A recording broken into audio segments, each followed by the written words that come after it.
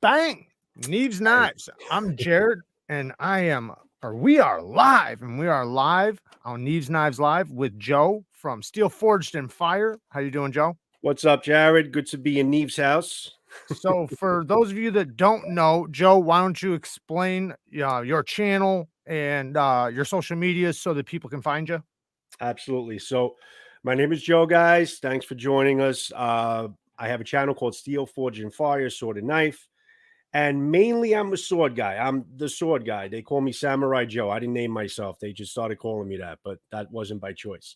So, mainly, I review swords, but I also review knives. I love big knives. I love buoys. I'm trying to get into designing of knives, but mainly, I love swords. I love my main premise is katana swords and also European swords. And that's pretty much my premise. And, whatever else basically comes into the mix of my channel, but it's pretty much everything blades, I would say. That video I watched earlier, where you're pulling out some of those big fixed blades. You had that one, I forget the name of it, but it was the first one you pulled out. That thing was a beast. Was it It looked badass. was it the preacher? It was the one you said was super comfortable in the hand. It had a The wood preacher. handle. Yeah, the Yeah, it was the preacher. preacher. Oh man, Yeah, that thing yeah, it was looks the preacher. mean. Yeah. Do you use that thing? Or have I you used it? I do, no, I've demonstrated with it. I use it from time to time. If I got to process wood, if I got to chop some wood up, I'll just basically take that thing out and baton it and just process wood in it. It's fun. It's just, it's It fun to looks use. fun. I mean, could I use an axe? Yeah, but axes are not fun. Exactly. You That's know, how I feel too. So let me ask you, where was that? Where you filmed that? as far as Was where did that just a green screen background in that video? in that video you saw with the two knives? No, Yeah, where you pull out that that sword? I do use green screens. That wasn't a green screen. That was actually a photography backdrop that I have hung up. That actually I've hung up on my wall for aesthetic reasons. Okay. But I actually it happens to be nice to be able to shoot against, and it's Well, because actually it looked so real. I was it's like, man, awesome. this looks like a real It's studio. a pro photo backdrop, so it absorbs Gotcha. light, so it doesn't reflect light, so it Yeah. actually looks like you're actually really there. So it's almost like using a green screen. Yeah, yeah. But I like using green screens too. It's fun. Blazeburger says, "What's up, scissor haters?" What's up, Mike? Shout out to Mike Gemler. Definitely go and follow his channel. He's been doing some really cool videos the past couple days. You guys should definitely go watch them, especially the one about the difference between legal and illegal knives in the line. I thought that was a really good one from him. Because I can't tell you, and listen, hey, baby, damn it. Can you bring me my phone? It's on my knife desk or on the sharpening desk.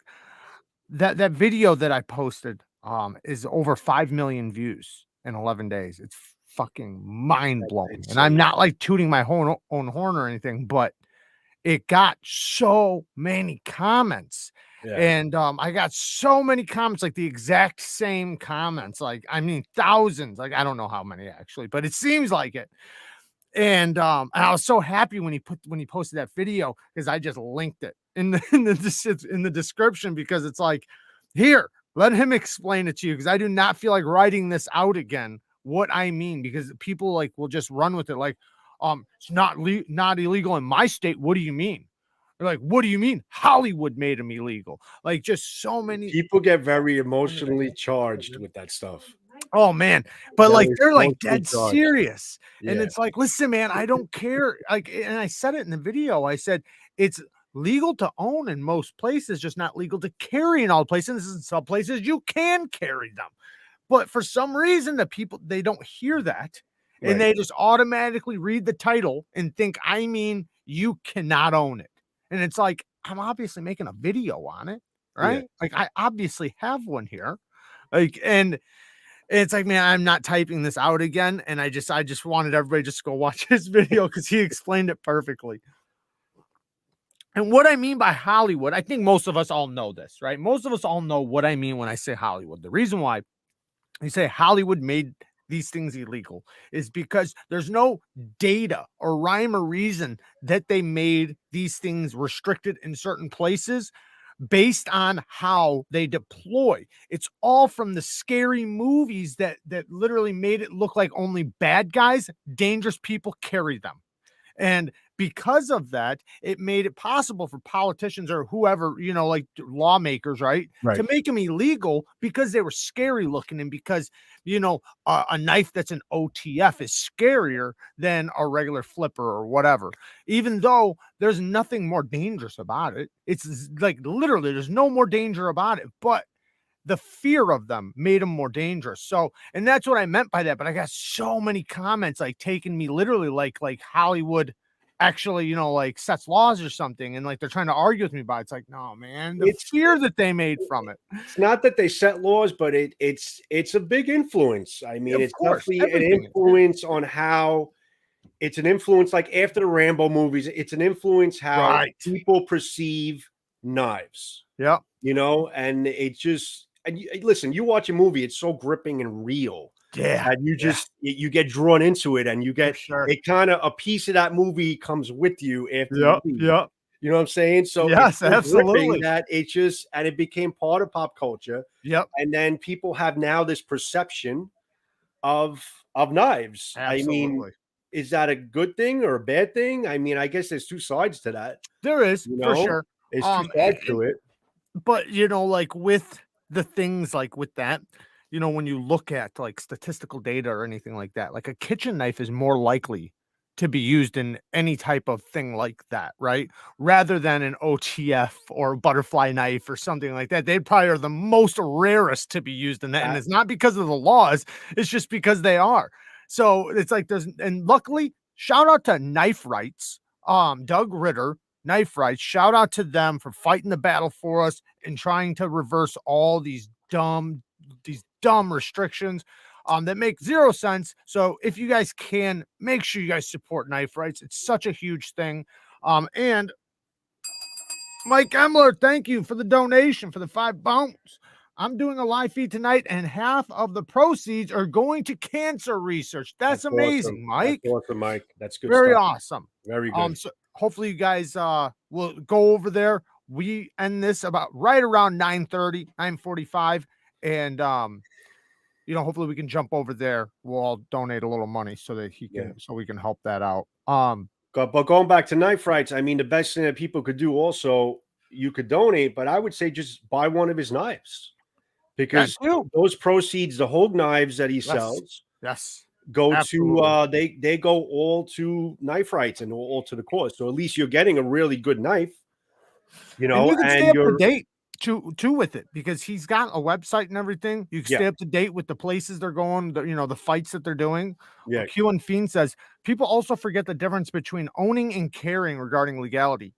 Yeah, absolutely. And that's another one that I had to constantly keep battling. Like I'm talking about carrying, and just because you can own it in your state or carry it in your state doesn't mean you can carry it in this county in that state. And then this was the biggest or one of the biggest ones because I put more illegal, and I got the reference so many times. Was that like more pregnant? And it's like, all right, smart ass. Listen, I mean, based on places, like the number of locations, it's kind of like saying the most pregnant state, right? There's a state in this country that is the most pregnant. So yeah, kind of like that. And I was a smart ass back. But because if you take all the places where things are restricted, it's gonna be one of the most restricted knives because all the places that have restrictions against knives, that is going to be one of the number one. Next to like a ballistics knife, because a ballistics knife is the number one. yeah, absolutely. Um, you ever seen a wasp knife? No, No? Well, I got a no, video right now in the background. You want to check it out? It's yeah, okay. So a wasp right, knife, let me just explain it really quick for the people watching. So a wasp knife technically is a shark knife. So what it is, it's a knife that's kind of like an old Rambo knife, but a CO2 cartridge goes inside of it. And when you're underwater and you get attacked by a shark, it'll instantly kill the shark because when you stab, you can push a button and a CO2 cartridge just empties. So okay, right out of the tip. So basically it blows up, anything it stabs as long as you push that button. So like if you crazy. stab a fruit or whatever, it's gonna crack in half or even explode, just depending, um, you know, how it goes. But I've watched lots of videos on these. Sometimes the videos aren't as graphic as other videos, but sometimes you'll see where they'll get like a good stab in like gelatin, and the gelatin will like go Just like, explode. and that's what your insides would do, because the CO2 just blasts out of the tip. So if you got poked with one and it was deployed, you're 100% dead. Like, it's going to kill you instantly. Like, and that's the point with a shark, right? You don't want to mess around attempting to kill a shark if it's attacking you, right? Right. So I You got a want to do. video on You have one shot to protect yourself. That's that's it. it. That's it. Yeah. And you don't want Yeah. him getting the one Right. shot first, Right. right? Right. That's all it takes. So I got this video right here. Let me I'm gonna share it really quick. And I'll make it quick. I'll fast forward through so that we don't play the whole video. Let me make it big. See how it looks. All right. So Wasp knife. we'll check it out. So he's gonna show you guys the CO2 and everything. I'm not sure. Hopefully you guys will be able to hear it okay.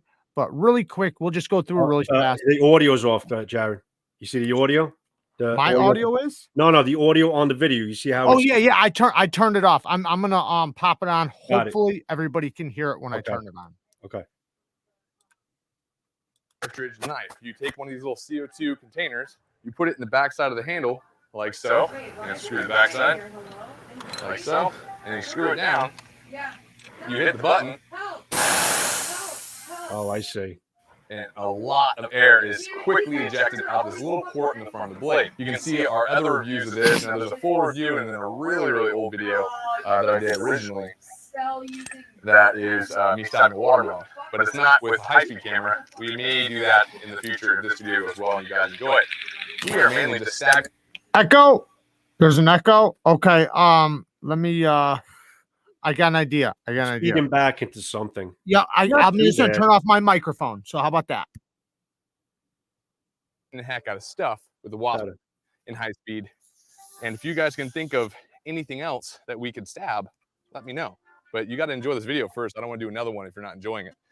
So we're just going to stab things, hit the injection button, and see what the heck happens. But you guys have been requesting this numerous times, and here we go. So always protect the eyeballs. Oh, Wow. fast. Oh.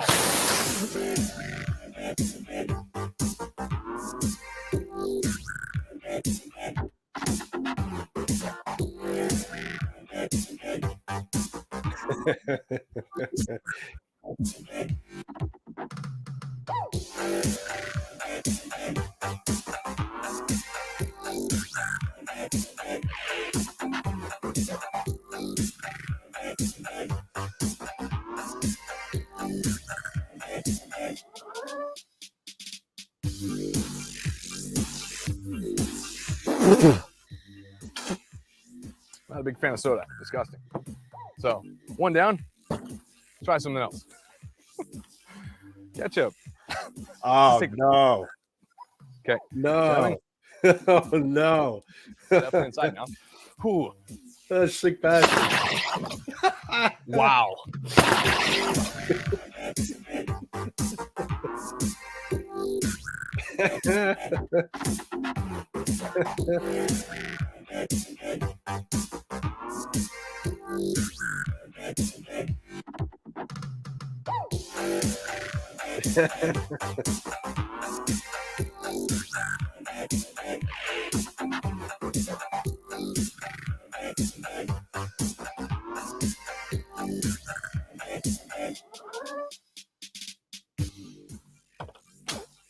I know my family back home. I'm gonna fast forward just a little bit and see if this is great. This is yeah. great.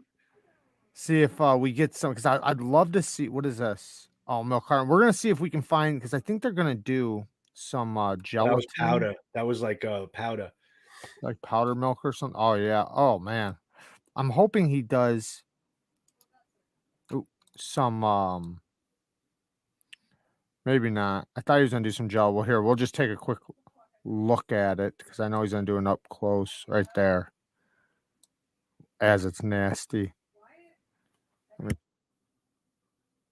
Versus stuff. It's an interesting combo of flavors right now. Go support. Buy shirt or something off our website, gy6vids.com/gy6.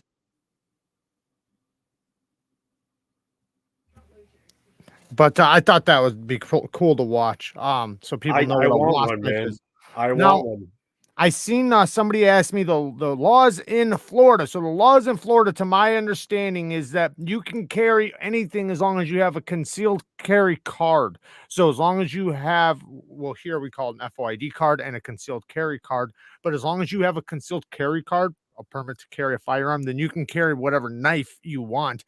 But you are restricted. I'm not sure if the whole state is restricted, but in a lot of places you are without a concealed carry. So like here in my state, like downtown Chicago and places like that, and a lot of places you can carry the switchblades and things like that, but you have to have the concealed carry.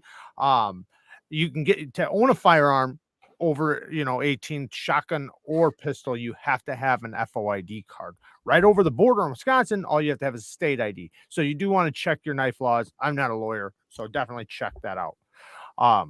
But yeah, that knife's pretty badass, though. I'd love What to I have was more impressed about, because I would be, is the freaking is how he shot it. I mean, he had to shoot that at a crazy high frame rate in order I to get bet. that slow-mo. That had to be above 180 frames. And that was 7 years ago, I think, That that was video. good. I mean, he shot that really well. I mean, you had to shoot that with, I mean, to get that slow-mo that he had, that was good. He did a good job with that. What the one I was wanting to see, there was another video I watched, but it wasn't that good. That's why I didn't play it. But they had the gelatin, like that simulates like a human body, and they were doing it. And this other one I watched like a couple months ago was awesome. Like it actually did that slow frame rate where it actually showed the inside and it blew up. Yeah. The one I watched, before this, went live, it was crappy. It didn't work out that good. That's why I didn't play it. Going into knives, and then we're going to go into some tech stuff for everybody in here, just so they know we're going to talk a bunch of tech stuff here in just a little bit, because Joe, tell them what you do. Well, I'm a career cinematographer and photographer. That's pretty much what I've been doing since I've been like 10. My father actually came by my house yesterday and he pulled out this freaking old ass picture that I didn't know existed. Because I know we were talking about it. You had asked me how long I've done it for, and it just happens he came by yesterday and he got me this old ass picture. So I don't know if you could see it.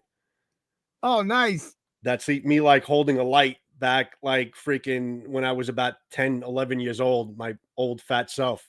I used to go to work with Adidas outfits on at weddings and shit. Lifelong. That's awesome, man. It's a long time. It's a long time.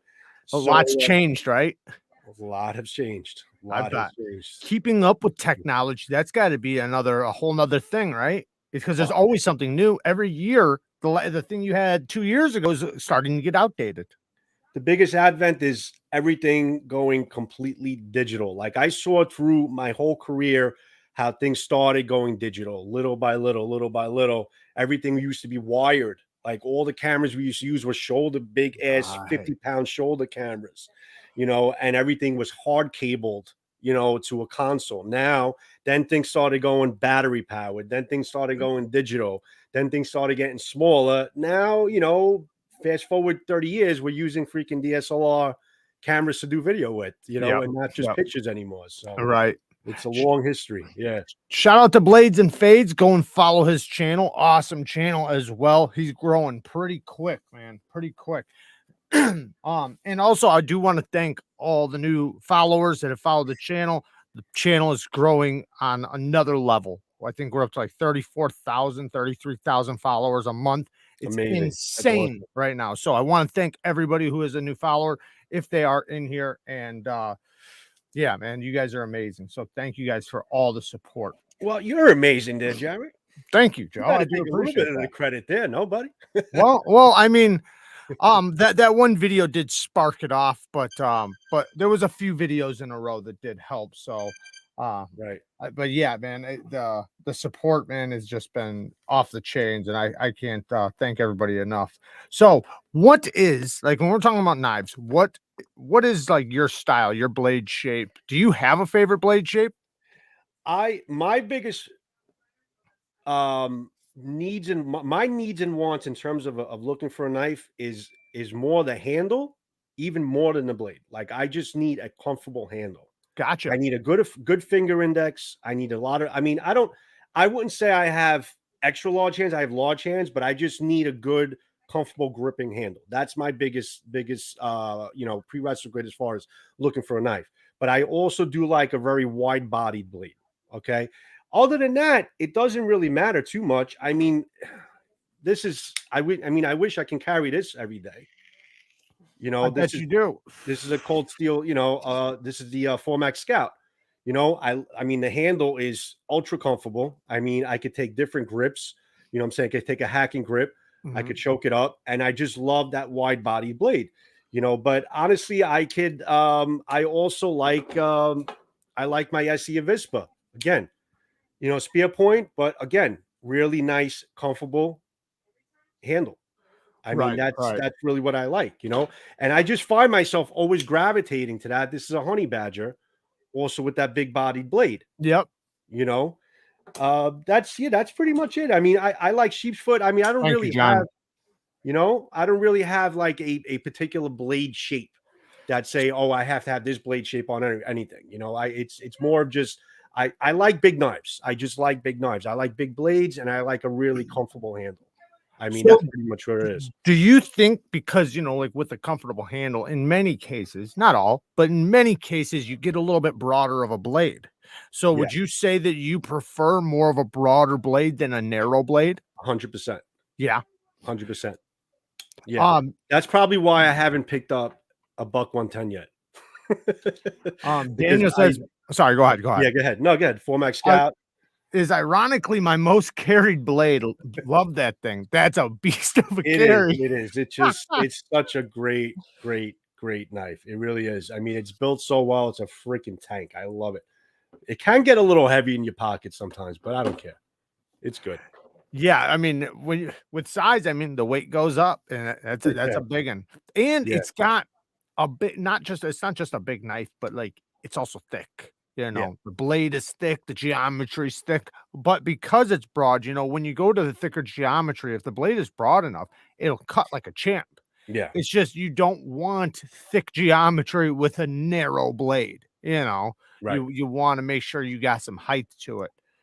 But I think that just comes from my background. Because I love swords and I love big knives. I love big blades. So I just kind of carry that with me into like my EDCs, in terms of that being the style that I like in terms of the knives. I seen you in that video. You talked about the kukri, right? And you were about to go into Nepal and Right. the Gurkhas. I don't know if you've seen this one. I don't know if I showed it to you the last Yeah. time we were live together. That's the one kukri that you have. Yeah, I've seen that. it was gifted to me by Seems Logical. He's a huge supporter of the channel. This thing is a beast. I did a full review, not on this specific one, but I did a full review on one of his, and they're authentic. This one's from Tora Blades, but I did one of his, and I did a full review on it with the history and everything, which I never knew about. I didn't know the history of kukris and everything. So I found that video very fascinating because I got to do the history, and it gave me a history lesson. Right. Well, when I did my first review on that kukri, I strictly went into the history books. I went through a whole history lesson of the Gurkhas, what the Gurkhas stand for, where they came from, British rule now and all that stuff. But yeah, I enjoy doing that stuff because listen, there's a lot of historical artifacts that they'll see a knife, they see the blade, but they don't really know where it's coming from. And I think it's, for me personally, I hope other people do. I think it's damn interesting to me to kind of like highlight that stuff, to know where it's all coming from. Yep. Absolutely. I agree. I did blade shapes the history of blade shapes and what we use them for now. That was I had a lot of fun with that video. I've actually done it twice because every blade shape actually has history to it and why we came up with that blade shape. Every blade shape was purpose driven. There was a reason why we had that blade shape. So doing the video, I talked about what the blade shape originally was for and then what we use them for today. Sometimes some of the things we still use it for the same thing, but then other things, it's completely different. We don't do that no more. But yeah, history is definitely fascinating because when you really think about it, we've never really, I mean, aside from maybe some of the Stone Age, but we've never really, there's never been a time where knives haven't been a huge part of our history. Even like today with the iPhone, it is detrimental to our survival for knives. If we don't have knives, like, how, think about it. If you don't own a knife, somebody owns a knife that's taking care of you. The Yep. butcher, the whatever, you know what I mean? We use knives every day without knowing it. Every day. Right. Even if we're using a pair of scissors, there's still blades that we're using every single day. I mean, and it's funny because you talk about the Stone Age. I mean, there are historical artifacts in the Stone Age where they made knife-like objects out of stone and they tied them up, and those were their knives before that we were able to mine and use, have metal, use metals to be able to learn how to do that. But we've always had stabbing and cutting weapons, Absolutely. Yep. from the dawn of time. That's just what it is. Yep. And even Yep. now, like I said, when you talk about from the farmer to the butcher to, from fruits and vegetables, everything, we have cutting tools. Did you ever see those videos of the guys that I got to send it to you one day? Yeah, you ever see the videos of those guys that basically they process the big tuna? I'm talking about the like 1 ton huge tuna. I'm not sure. I've definitely seen the videos. Yeah. And they use those wide ass freaking blades. They're like this wide and they're just sharp. I've never seen anything so sharp in my life. Maybe I haven't seen that one, but I've holy definitely crap! seen I gotta send it to you. Like, yeah. I mean, they just fillet these tunas up. I mean, yeah, it's all facets of life. I mean, that's pretty much we're surrounded by it, but unfortunately, people frown upon it as if it's something really, really bad, which is just mind blowing to me. Antimatter says he would like the Kubi KU322. I agree, you would. It's kind of like a budget looking coning areas. It's badass. It's really, really cool. I got one. I think you would like it. Shout out to Richie B and Lindy Lou. Go and follow their channel as well, doing awesome stuff over there. I think I was gonna say, somebody mentioned Obsidian. There's this guy that I follow, and he does these videos, and he does everything like we did 100 years or 200 years ago or something, right? Everything like off the grid, where like he makes everything, his knives, his everything, just like you would of back then. You can tell he's pretty successful, so obviously he doesn't live out there, but he teaches you how to do it, how to make this. He makes the resins for the glue. He just does it all. And it's so fascinating to me to watch him like work and make these things because he does them so well. You can tell he's a professional at doing it, right? So when he's finished, like, it's an actual functional tool made from the land. It's great.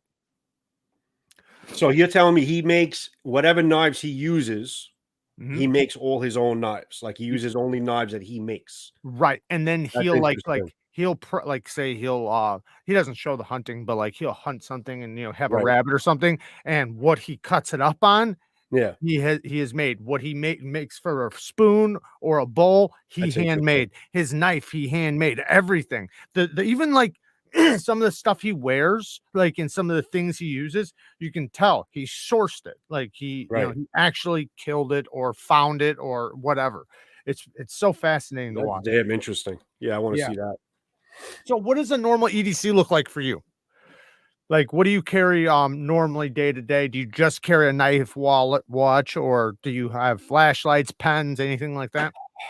My EDCs, well, my phone is my constant. My smartwatch is my EDC every day, and 1 or 2 knives. That's pretty much it. Listen, it also goes into where you live. I'm in New York State, Jared. So, yeah, I mean, I would love to carry, this around. We're gonna talk about that all day. You know what I'm saying? Or I would like to carry.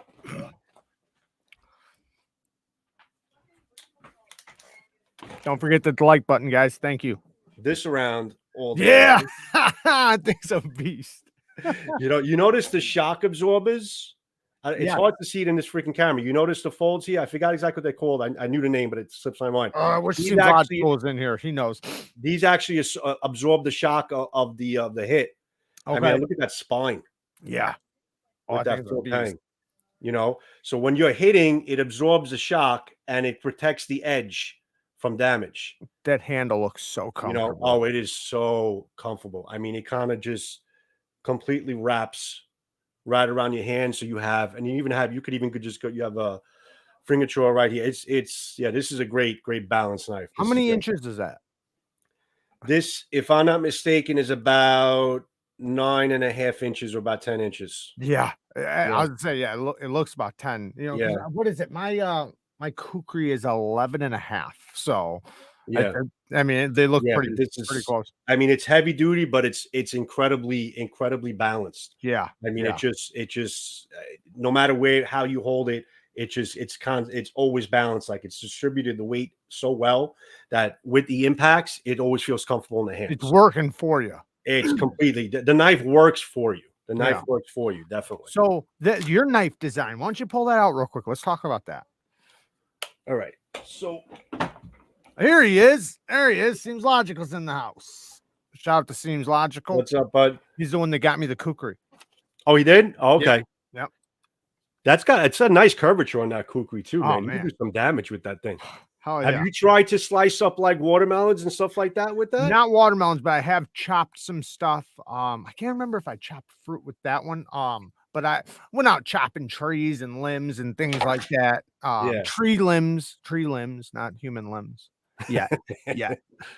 Let's be political. Let's be correct. Yeah. You know? Waiting for the day. As far as the knife I designed, that's this knife right here. It's actually we gave it a name of the JD Tanto, and it actually really stemmed. I didn't even really tell the story. There was a knife that CRKT made. It was I believe it was called a Honshu. Okay. And it was sort of like a rendition of a Japanese Tanto, but more like a tactical style type of knife. And it was just an amazing knife. So fixed blade. Okay. Oh no, it was a big knife. It was a big knife. It was a big Tanto style knife. Nice. And they discontinued it. And it's available on the aftermarket, but they're charging people want like $800 for it. You know, and people just robbing people blind for it because it got discontinued, and there's a lot of demand for it still, even though it was discontinued years ago. So I've looked at that knife. I said I want something like that, but I wanted to kind of approach because I'm into Japanese knives and Japanese swords, obviously. So I wanted to kind of approach a Japanese style Tanto and combine that with like the solidity of a American style Bowie. Gotcha. Something unibodied, one piece, nothing you could take apart, like with Japanese Tantos, you could take apart, just a complete solid unibody piece, Gotcha. So that's how they came up with like the sheath and giving it like a leather, wrapped sheath and all that. I put the shape here, and we did like a leather wrapped handle to make it like a Japanese style, and I wanted that whole like red and black type of look to it, so, and it fits really well, it looks well. And this is basically the blade right here. So they shined it up. They add some nice fullers on it. I mean, the balance of this thing and the power of this thing, it's got a nice spine to it, but not too much where it's going to make it too heavy, and a really very fine point. It's a 5160 steel on here, completely solid. And the balance of this thing is remarkable. It really is. I mean, I did a review on it. I did some demonstrations on it. I really like this knife. It's actually it's being sold right now on KHI Nepal's website. So yeah. Oh, really? It's up. You can buy it, huh? Yeah. Let me ask you that one thing. I really like how long that handle is. That's sweet. 7 inches. It looks like you could just like it's so wieldable. I like that. It's and especially because the way it kind of tapers down right to the guard. So you basically, when you grip it, your hand is kind of solid right in the middle where it doesn't slide from side to side. And given that leather there, it gives you even that extra grip. And it's got rosewood. It's all rosewood, a rosewood handle underneath. Okay. So if you want to even leather. Yeah, if you want to even take the leather off, which I don't know why you would want to, it's a really nice rosewood handle that goes above the full tank, And the ones that are for sale are identical to that? Identical. Where'd you say they're for sale at? It's the kukrihouse.com. Okay. Gurkhas. If they look up like KHHI Nepal, it'll come up. Gotcha. Yeah, it'll come up. Nice. Yeah. Yeah, that thing So, is beautiful. yeah, I'm High really happy how it polish came out. too. High Huh? polish. High Yeah, polish. no, the polish is nice. They did a really nice polish to it. I mean, these cameras kind of hard to pick up these things, but Of course. yeah, it's like kind of reflecting into like a weird thing. Like it's like anamorphic. I don't know all about it. Like every time I try to get an edge, It's man. actually reflecting a mural that I have in back of the monitor. That's why you have like that green and red Yeah. shit going on here and stuff. It's pretty funny. But yeah, no, this thing is a lot of fun. This thing is a lot of fun. I like how it came out. Yeah, and it looked like it has a nice thickness to the spine, so it Yeah. seems like it will carry itself pretty good, does. like through a It does. chop or a swing. Yeah, it does. I mean, I can't. It's hard to describe to you how balanced it is. It feels honestly, it feels like an extension of my arm. Right. You know, and yeah, that's Especially with that handle, man. I love that handle. the handle is so grippy and so nice. Yeah. You You know, could it's cool. two-handed if you really wanted to. If you really wanted to, but you're kind of like, doing Yeah. like one of these type of shit. You really, Yeah. it's so well balanced, Jared, that you really don't have a need to feel like Gotcha. you need to support it with a Mhm. second hand. You kind of really just snap it, and it's perfectly fine. Like so, like I know I've had some knives in my hand where I'm like, you feel, but this is just so distributed so well that it's you really it's perfectly at home in one hand, no matter what you do with it. Collie Roberts asks, what's a beginner S35 VN knife? A beginner S35 VN. So beginner, if you're saying beginner, the only thing I can think of is more affordable. But I would go something with a flipper. There's a lot. There's a lot out there with S35. I have a really good recommendation. Go ahead, please. I don't know if it's still sold at the same price, but the Cold Steel Recon 1 Okay. Yeah. Yeah. is it's S35VN, and I think it's probably under $100. Yep. And this is a phenomenal The code knife. 4 too. The code Huh? 4. That's another one. Code 4. That Code one's 4 is also S35, a isn't it? lot of Cold Steel knives that probably dip under $100. You can still find with the S35VN. And I mean, to be honest with you, Darren, I probably honed this a couple of times and stropped it, but I haven't had a need to really feel like I need to reprofile it. I have used this a lot, and it's been holding up pretty well for me. But sorry, go ahead. Yeah. I was just saying the Kaiser October, that's M390. Excuse me, M390. But Concept has a lot of S35VN. Who else has a lot of S35? There's so much S35 out there. You really you can't throw a rock without hitting S35VN. So it's usually done pretty decently. So but I would say go with something like a flipper. I guess the big question would be how much money do you want to spend? Because you can go anywhere from $75 was like an Asher knife all the way up to hundreds of dollars. I really personally I love. You're all messed up, Jared. You're like underwater. You're cutting in and out. Yeah. It's like I'm underwater. Yeah. And you're coming in and out like it's freezing, and then it's going in and out. How about now? Is it good? Talk. Go ahead. Is it good? You're frozen. Oh man. Yeah, you're frozen. I'm not frozen, right? How about now? Better. Much better. Much better? Okay. Scab's in the room. What's up, Scab? What's up, Scab? What's up, my man? But yeah, like Sid asked, what do you want your S35 knife to do, the size, etc.? And that's one thing. Anytime somebody asks a question, always, if you ever want a recommendation of a knife, because you got to remember this is a knife channel, there's thousands of knives. So size is a great thing to say when you're asking a question about a knife. Size and price. What price do you want to spend? And what size knife? And if you have a preference of blade shape, that would also be another thing. If you have if you say I want a frame lock, 3.5 inch, around $100, I can snap you out a knife.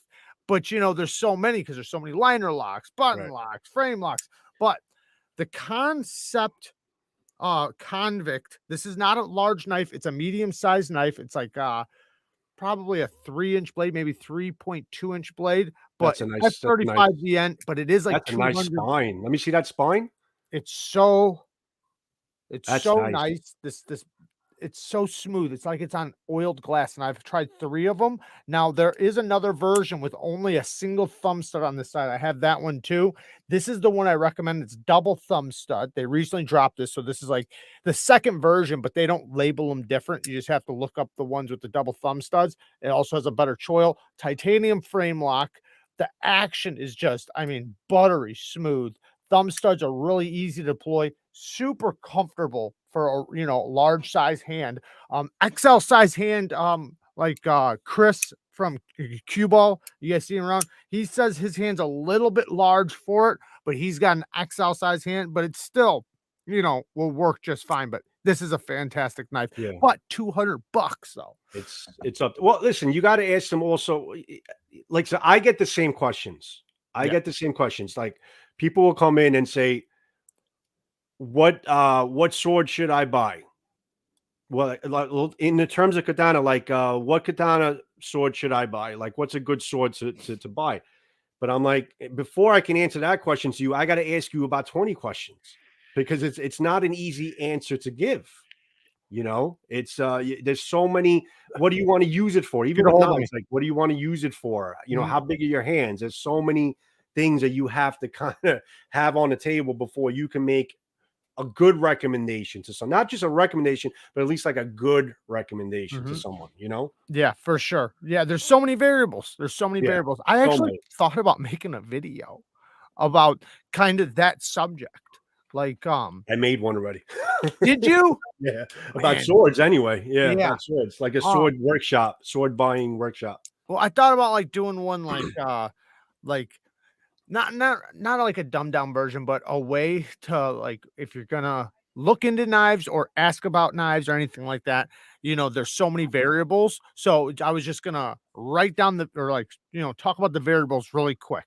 You know, like, you got to remember, like, there's different thicknesses, which is going to be like, because like I had somebody the other day that said, I want a super tough, slicey knife. And I couldn't help but think, like, tough how? Like, are you talking about lock tough? Or are you talking about geometry tough? Right. And then slicey and tough doesn't really go together. Right. Right. So I'm thinking, okay, so you want a slicey blade with a tough lock, but I'm not for sure. Right. So it's like those are variables. Right. So, and you can go back and forth. So, seems logical. Says, I love swords, but don't ask me about katanas. The katana market is very deep, and I just never took the plunge. I know kukris and European swords better. Right. It is very deep. I agree. It's very deep, but if it's not as deep unless you narrow it down to a couple of manufacturers that you can rely on, and then it's a little easier to come by. And that's really, that's the best way that I can do it, is just basically to know what you want it for, and then you point to like certain manufacturers that just do that well, you know. But yeah, it is a very, very deep market. 100%. I agree with that. Do you how do you I remember in your video you said that you sharpened that one fixed blade. How do you sharpen? Do you have like a belt sharpener or something? I religiously use the Canyon Workshop with the blade grind attachment. Yes. That's really the only way to go, especially, you know, with sharpening these things. I mean, that's what I meant. Yeah, that's the only way to go.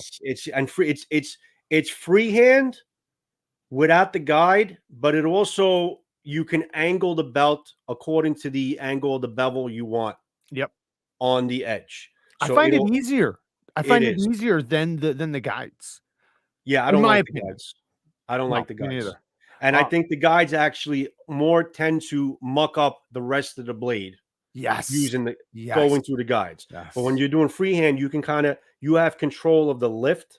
Yep. So you can kind of really guide only the edge onto the belt, rather than with the guide, you kind of just freaking, you know, going through, and you have no control of what is being hit.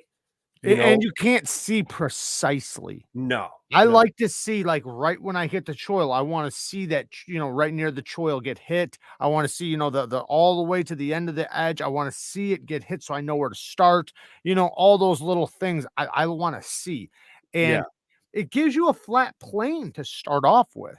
So you don't have to move that. You do have to freehand it, but you have a flat plane to start off with, and then you just go from the flat plane to the angle, and it's a pretty easy movement.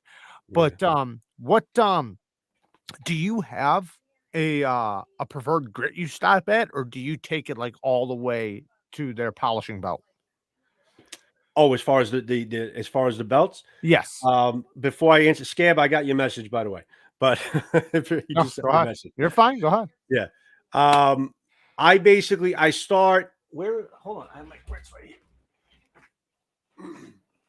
Actually, this is a brand new box of grits. So basically, I'll start with a P120 is a very high grit. It's about a 120 grit. Then I Yep. go with an X65. I think it's probably about 300 XD. I pretty much go through all these belts up until like a 12,000 grit belt. That's Okay. super fine. You You do you know, use that super fine belt, or do you like sometimes not? Do you always use it? that's Okay. super okay. It's great because when you profile the edge with your first two belts, Mhm.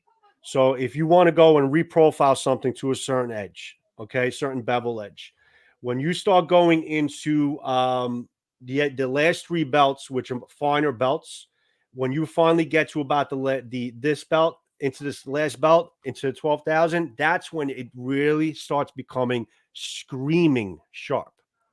When it hones it to that with those really high grit belts, Yeah. that's when I realize, like, I'll feel I'm like, all right, yeah, it's reprofiling, but when I finally get to that last belt, that's when it really just completely paper slicing sharp. Okay. Yeah. And then even after all those belts, I'll get a stropping belt, a leather stropping belt, Mhm. throw it on the reel, Yep. and I'll just strop it a couple of times with the stropping belt just to kind of finish, like maybe a one or two passes, on each side, Um, just to finish it off. so do you use the compound that they give you? Yes. Let me can I just recommend something? Tell me. I bet you would love it. Getting some gunny juice and getting one of their raw stropping belts and putting 1 micron or even quarter micron just spray it on there.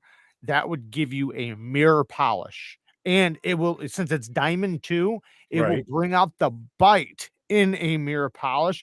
That stuff is so good. It's So so good. use that as opposed to using the compound that they give you with the Yes, stropping belt. absolutely. Well, it's aluminum oxide, so aluminum oxide's fine to strop with. There's nothing wrong Right, with it. It's great. It's right, fantastic, 100%. But there's something to the diamond compounds that are so fine grained because the diamonds are much more aggressive, abrasive wise than the aluminum oxide. Now, the aluminum oxide, like I said, it's great, it's fine, but it's not going to last as long as the diamonds. And the diamonds, it's gonna leave more bite than aluminum oxide. And I okay, just from my experience, like I love diamonds far better than aluminum oxide, especially with compounds. Now, I'm not, like I said, I'm not saying they don't work. They work great. I've used them forever and I still use them to this day, still sometimes. But especially when you're talking about with certain steels, especially high carbide steels or, a little bit more premium steels, but even the mid-grade steels, they respond far better with right. that diamond stuff. You'd be surprised the difference. Like, it's Do you place that shockingly better. also on your stropping pads as Yes. well? You Mhm. do that, you put on your stropping Oh, yeah. pads? Oh, yeah. Okay, And that stuff, the one beautiful thing about it, unlike other diamond compounds, is it's so easy to work with. It's just in a little bottle. You shake it up and just squirt a little drop on there and rub it in, that's and awesome. it instantly dries. That's Other awesome. stuff, you have to let sit for like 24, 48 hours or something. Do you have Otherwise, it to just reapply it after every knife, or does it stay on the pads You for a can while? I say, like, every, like, 5 knives, Okay, you so it reapply stays it, for a little while. but it spreads out really good. The bottle lasts a long time. Yeah, you're gonna It's have to well send worth that the you're gonna money. have to send that to me over a message. I wanna take a look into that. That Yeah, sounds I interesting. guarantee you would love it. Like, That sounds I very can I interesting. can technically go off of 1,000 grit. I can go off of 1,000 grit stone and take the the 6, the 3, the 1, and the quarter, and I can make a mirror polished edge. And that's off of 1,000 grit. 1,000 grit is you have to hit 2,000 grit to get the mirror. Right. So 1,000 grit is still, you can still see all the grit. Like it's not a mirror at all. Right. Like what is it? 1,200 grit is or 12 to 1,500 grit is like a cloudy finish. Yeah. So you got to think going from that to that with just the stropping compounds. Now you technically could strop yourself to a mirror, but you're going to lose the bite because it's just not as effective as a stone and then Right. stropping, at least from my experience. Not saying you can't, but in a lot of cases, it's better to just go from a stone to stropping. And I can only imagine, like I haven't used it on one of the belts, but I use it for my regular stropping and damn, Yeah. does it work great. I'm So good. curious now. Now I want to try to use that on the stropping belt, the leather stropping belt. to see if I I can get almost better results. guarantee it. It'll Yeah, just because I've it'll never work really like been that. a big fan of that compound shit that Me they give neither. you. It's not the Yeah, I best. don't like It's it. not the best. No. It's not. It's No. not. You know, the belts themselves are good, but the Yep. compound they give you is not really pro level stuff. Agreed. know? Agreed. And Yeah. that is a thing too. Like any stropping compound works. I've got like I can't even tell you how many. I'd be lying if I guessed, but hundreds of compounds. And the one thing I've noticed is that yes, all of them do work, but just like everything, you get what you pay for. When you do shell out a couple more dollars, the response and how effective it is goes up massively. Like the difference between that gunny juice versus just some regular green compound, it's night and day. Like you never want to go back to that other stuff. Just it's that effective. So Yeah. Now I'm it's definitely curious. great. Now I'm Yeah. curious. Do you find that using a stropping belt Mhm. is more efficient and effective than using a stropping pad? Only if the blade is so big that you can't control it on a shopping pad, but in that case, if it's possible, I'll do it in sections. Right. So, but the only reason why this is the main reason why is because when coming off a stone, stropping is the point of it is to one clean up the burr, Yes. and you're refining the apex to make sure the apex is nice and clean and a perfect point, right? A zero. Yeah. Now, when you strop, what can tend to happen is like if just think about oh, I'll just use a knife. Just think of this as the edge, right? When the belt goes over, what it does is it'll round it. It'll go around it and it'll actually round that very tip that you're wanting to peak. And since it'll round it, it's it can be hit or miss, meaning you can go from you can get a super sharp edge, or you can actually reverse it and go backwards. Right. It's very likely that you can go from a keen edge to backwards, and now you're actually going back to dull rather than getting sharper. So when you have the pad, you can actually hold the angle a little bit better and actually see like my pressure, your Right. speed, all of that, and do a little bit more gentle because you want to be gentle with stropping. Stropping, like I said, the abrasive, you do want to hit the very apex and basically turn it into like little micro serrations, but at the very same time, you can round that. And that's what happens a lot of times. A lot of people overstrop. Almost like most people overstrop, to be honest. I even did it forever. Like sometimes I still do it. So, you know, I just try to be very gentle, delicate, and do very light stropping because that way it's more effective. People get the misconception with stropping that you're physically gonna you're physically gonna take the knife that you feel like is a little dull and you're gonna kind of sharpen it up to an edge that's Mhm. better. But it's Yeah, not that's no, not really the purpose of it. nope. You know, Edge and maintenance, that's why yeah. people strop the shit out of stuff Yeah, too much, you can and do it if you have 5 strops with an yeah, aggressive compound all the way to a right. fine compound, but to me, personally, to me, I'd just rather just go back on the stone. Yeah, just If sharpen it's that just bad. sharpen it. Yeah. Right, Yeah. just resharpen it because stropping should be your knife is still very sharp, you've used it a few times, and now you're bringing back the highest level of sharpness. Yeah, I feel like you're just kinda tightening, Yeah. just tightening up that edge and tightening up the angle, and that's you're just kind of finishing it off to tighten it up, Mhm, you know? and then for me, when stropping don't work, I hone, and if honing don't Yeah. work, then I sharpen. Yeah. Can you use a more aggressive stropping compound if your stropping's not working? Of course you can. But Yeah. then the more you strop, though, the more you do it, the more likely you have of over stropping or rounding your edge. Right.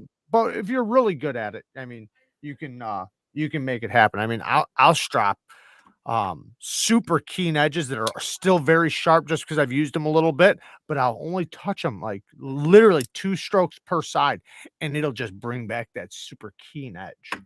Yeah.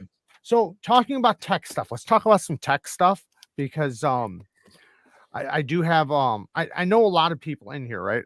Some people have channels, some people have Instagrams, and I think everybody in here can benefit from this because we all have, like, you know, the Instagram things. We post pictures, whether it's we're selling our knives or just wanting to show them off, or maybe we have a channel and we record and things like that. What do you think is something, and specifically to pictures right now, right? Not, and I guess you could go with video because Instagram allows you to do video. So with Instagram, though, like specifically talking about Instagram, what do you think is something that can improve everybody's, or let's say people that do post on Instagram and things like that? What is something that you think is very important to their page and their filming and photography for their page? So you want to say in terms of pictures? Well, because you can do videos too. You Right. can kinda do a video and a picture, you know, but you can talk about either one. But, like, for somebody who has a page, for somebody that's gonna go on there and look at their page to know, like, "Man, this looks really good," you know, Right. like, their pictures are good, their videos are good. You what like I'm gonna basically just talk about how I approach, Yeah. not really saying how anyone else should approach. I'll just tell you how I approach my stuff. Mhm. Now, again, my background is in doing, being a professional photographer, having professional equipment to work with, in terms of the lighting, the LED lights, the umbrellas, all that stuff, and also having the proper stabilizing equipment like the tripods, the gimbals, all that stuff. So having all of that at my disposal, I kind of approach it a different way.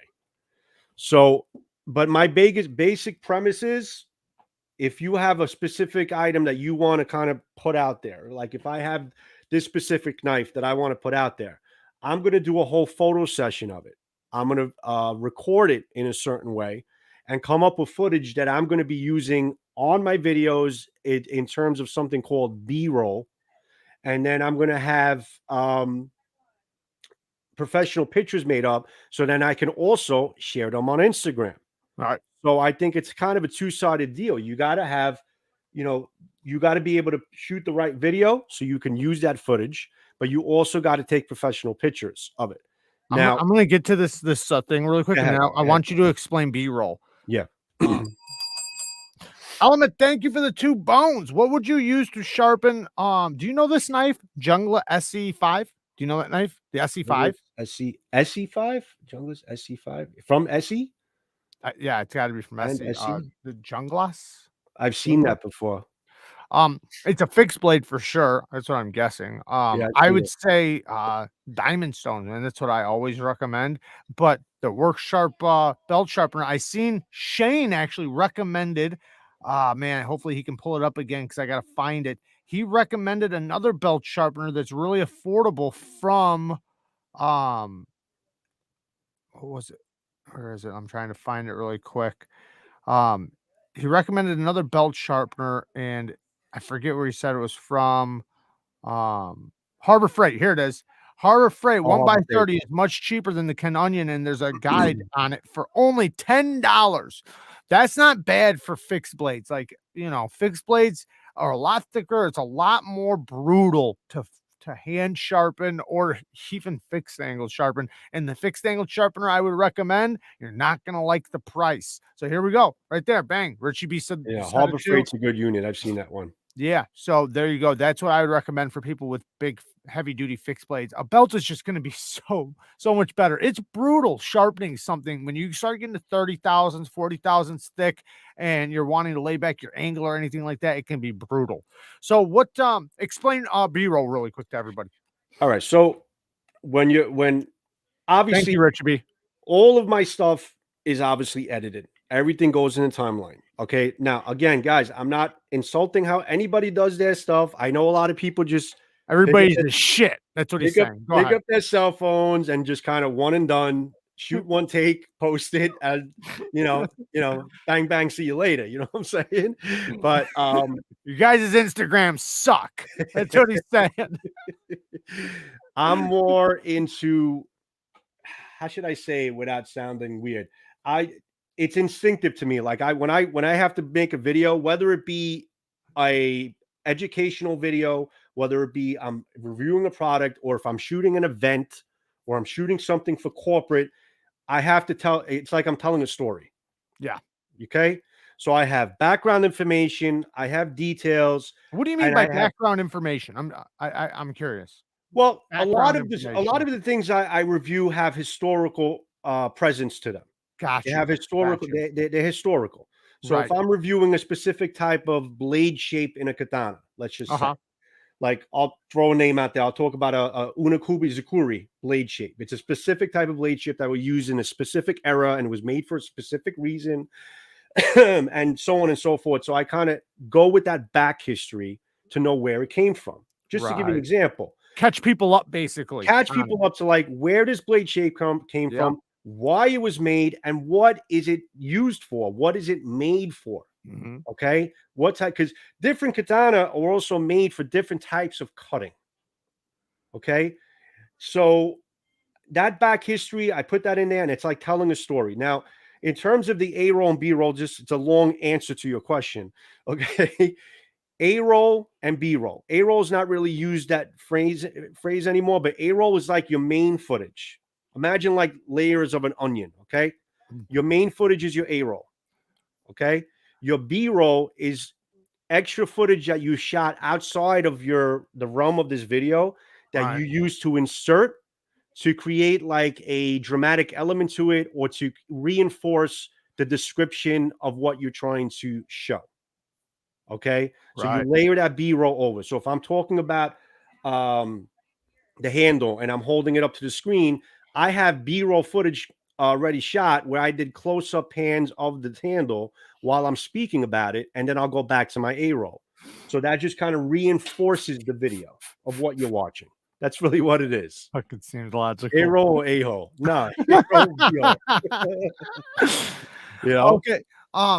So continue. Sorry. No, that's basically it. I mean, it's just basically adding extra layers of footage to make the videos more cinematic or dramatic.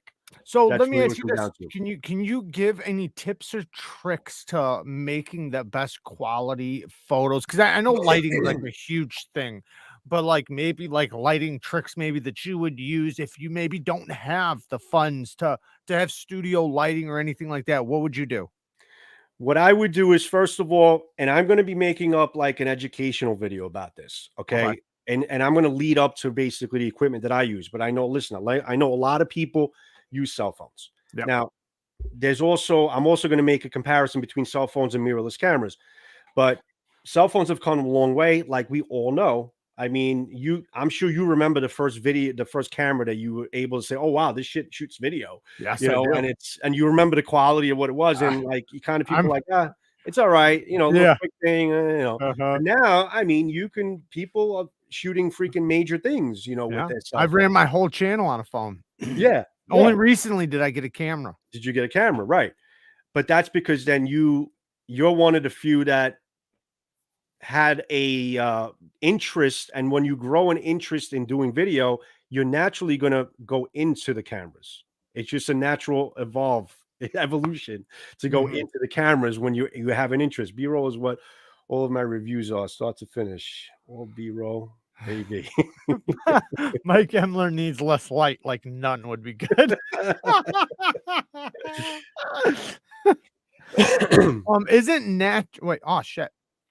Isn't natural light better than some indoor lighting?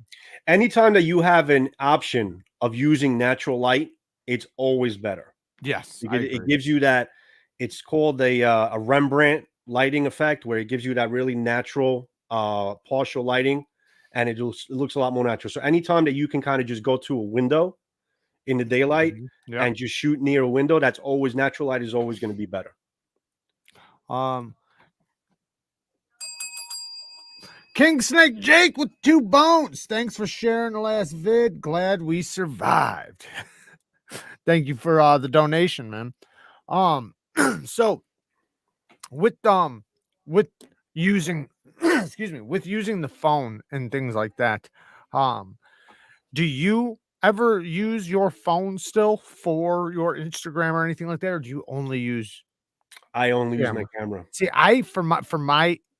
for my shorts, my Well, shorts you Instagram. have to. Oh, right. So like, Yeah. well, even like Instagram for the reels, because you have to Yeah. shoot up right. I have Yeah. an option on my camera. I don't know how to do it, but I do everything still like that on my phone. Which like you were saying, they're so good now that you can do almost anything on Oh, them. I don't blame people because they're so damn good. I mean, Yeah. listen, if you can basically pick up a phone that you're using with so many other things and also be able to do great video with it Mhm. and I hit record and talk shit. Yeah, I think that's what we all do pretty much. Yeah. Shade. You know, if you could basically pick up a phone and start and use it for a million other things and also shoot video with it, why the hell not? I mean, it works. You know, but there are ways, and when I make up this video, there are ways of using the cell phone to your advantage and trying to manipulate certain things to make it look the best it can be. I mean, that's what it comes down. That's what I'm trying to kind of convey, you know? Any suggestions for good Cree bulbs? I don't know what I cry bulb, Cree Cree. cry bulb. maybe it was a mistake. Maybe CRI bulbs. cry bulbs. Not sure. If he wants to put it up again, I'll see. Maybe. Yeah. Maybe Yeah. spell it out. I won't put much effort into taking knife pics for Instagram. I'll be honest. I'm too damn lazy and just don't give a fuck. And that's why your Instagram looks like shit, Will. Listen, it all depends on how much it depends how important it is to you and how quality driven you want your content to be. Not to say anybody doing bad or good or should do Thank different. you, bud. It's all in basically what you're looking to achieve with it. That's it. For sure. You know? Absolutely. It is definitely all about that. Cue ball's in the house. What's up, bud? What's up, Cue Ball? Sorry, I'm Cue late. Ball, I never physically spoke to you, but you're a good guy, man. Yeah, he's such a good Good dude, guy. man. Thank you for jumping in, man. Bang Gang. Shout out to the Bang Gang squad. When are you doing a live Dicey Slicey? Soon, man. Soon. I'm gonna help him out with his comeback. Color rendering index. Color rendering index light. Color rendering index light. Well, Is that the ones that you rotate and it can change from bicolor? yellow to white? Color rendering index is a bicolor light. I'm using a bicolor light right now. So how do those work? I mean, you told me not to go over people's Dumb heads. it down. Dumb it down. I'll dumb it down. It's going to be impossible. It's something called a Kelvin scale. Okay. Kelvin scale. All right, let me give you an example. Outdoor lighting. Yep. Outdoor lighting is 5,200 Kelvin. That's outdoor. Okay. Indoor lighting is 3,200 Kelvin. Okay. Anywhere in between is where you can set the color temperature. It's a color temperature of the light to coincide with the lighting you have in the space that you're shooting in. So if you want something cooler, like outdoors, you go higher on the Kelvin scale. So it's basically a bicolor light. Those are LED lights that you can buy anywhere, and they're fairly inexpensive. Go to B&H in New York. You can order from them online. There's Amazon, obviously. There's a million bicolor lights on Amazon, but there's a lot of cheap ones out there. So basically the darker yellow is the more warmer. And closer down to 3,200. Yeah. Okay. Gotcha. Yeah. So what do you recommend? Do you think for photography or for Instagram, things like that, do you think it's better to go warmer or go cooler? It depends. Again, it's scenario to scenario. It depends on what you're shooting, where you're shooting it, type of thing. I would say somewhere in the middle. Okay. So it's not, you don't want something that's too warm and yellow, because then it defeats the purpose of what the colors that you're trying to, because then the steel looks like it's too dull. It's like all yellowish. You want to you basically, if you're shooting a knife with a mirror polish or something like that, you want to be able to get like a cool tone. Right. So this way it doesn't dull down the blade to make the blade look like it's yellow and dull.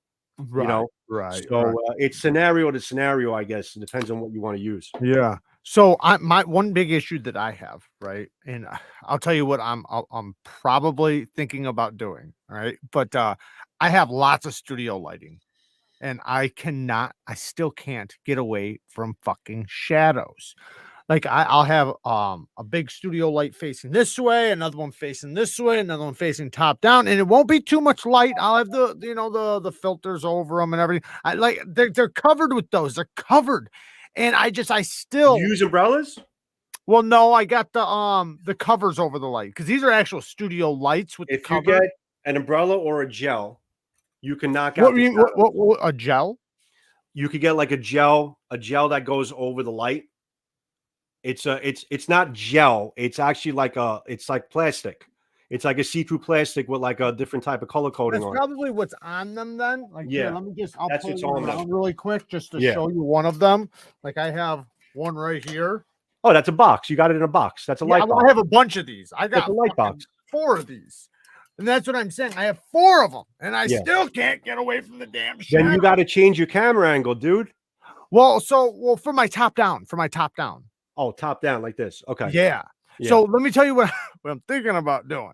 So I have a photo box, right? My photo box is great, and that's where I do all my B-roll. I do all my B-roll in my, unless if I have outdoor B-roll or something like that. But Right. I'll like say if I'm talking about the quality of the micarta, right? I'll go in my photo box and I'll take some B-roll of the micarta, basically a second film for everybody who doesn't realize what the B-roll is. I'd take like a second film of the micarta and then insert it in the video because it looks so good. And then there's no shadows, there's no nothing. They can see it perfectly. So what I'm thinking about doing is buying a gigantic photo box and putting it on my desk and filming inside. I'm going to get in the fucker.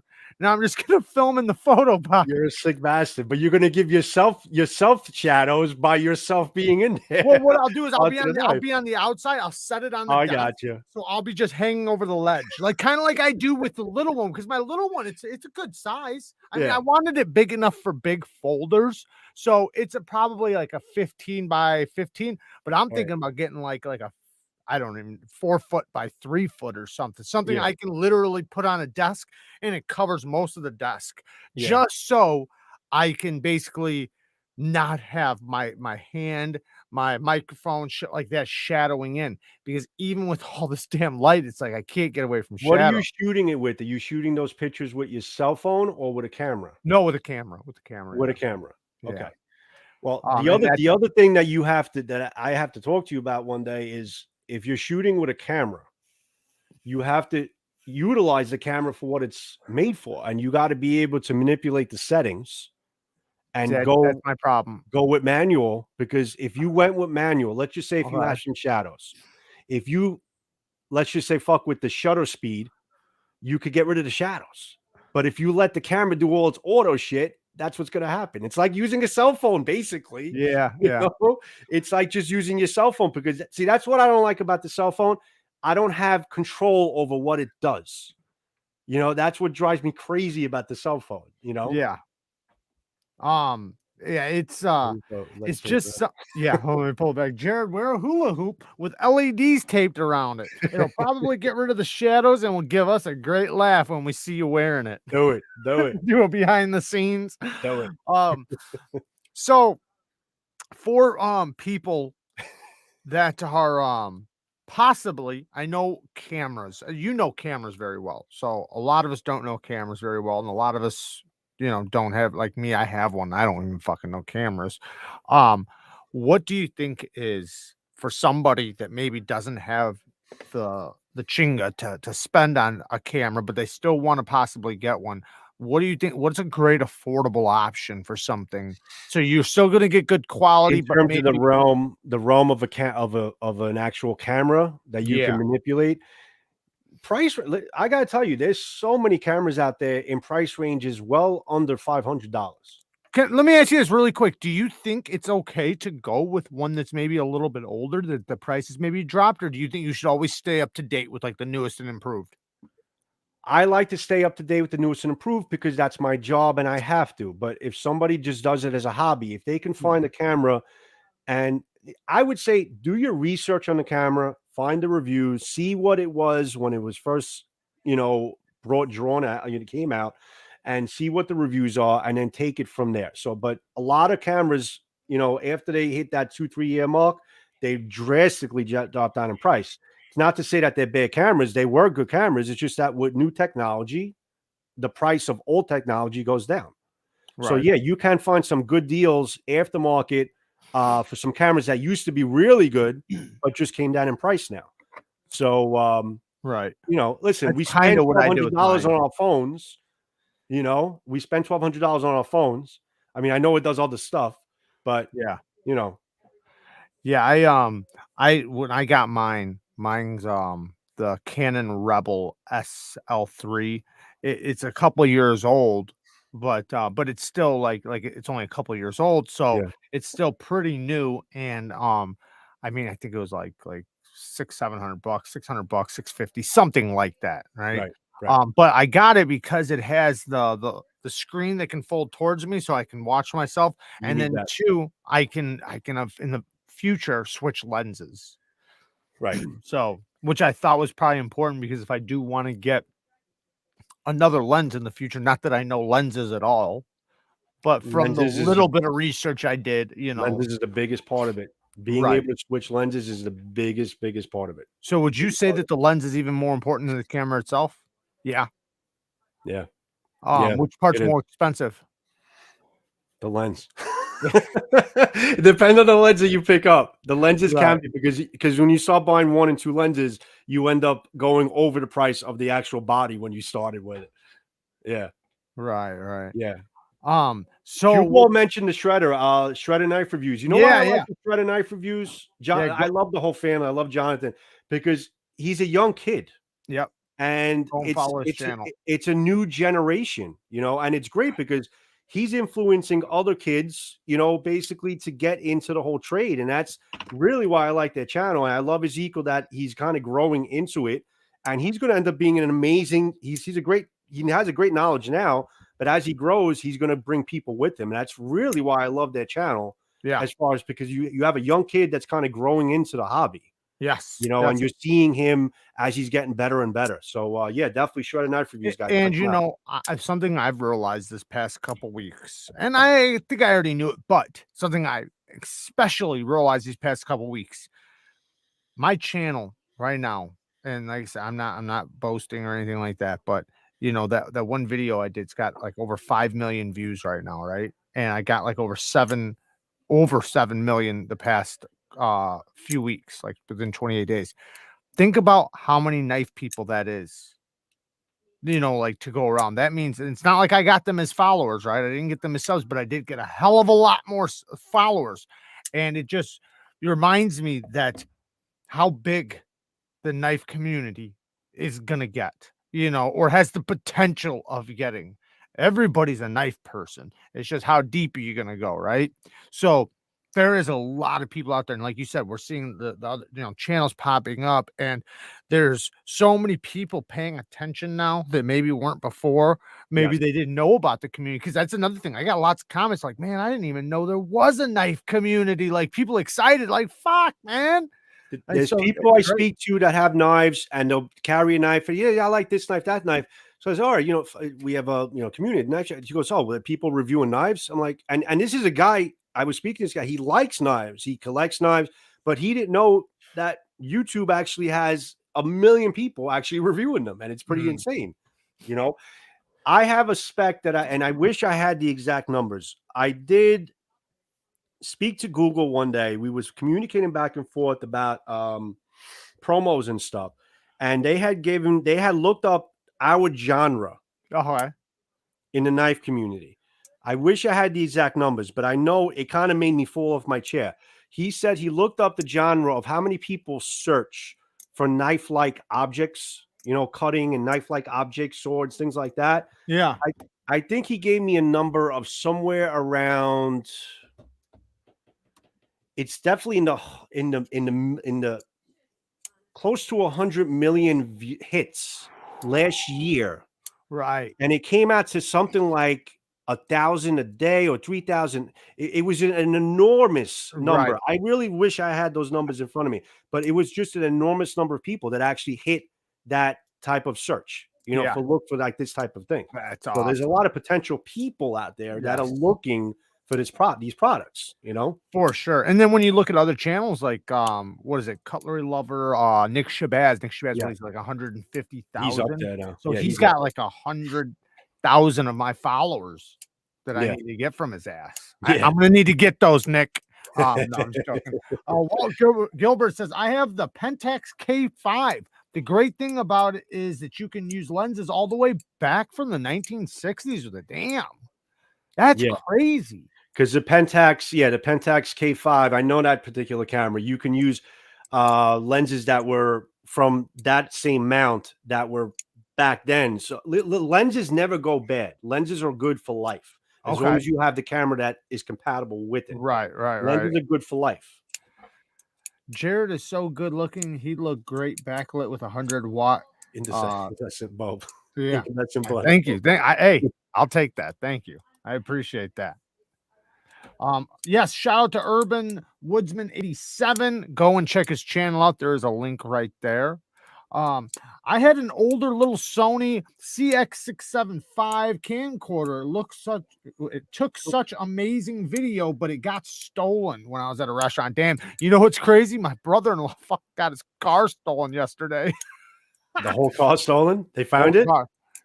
No, they got into a cop chase, and the cop won't chase people anymore here. No. So there, because of people dying and stuff. So he walked into a place, left it running. Somebody jumped in, took off. They wound up finding him because my mother-in-law went like looking around a little bit, and she wound up passing the guy. So then she starts following him, and then she told the cops where he was. The cops showed up. They start chasing him. He took off, and they don't chase you.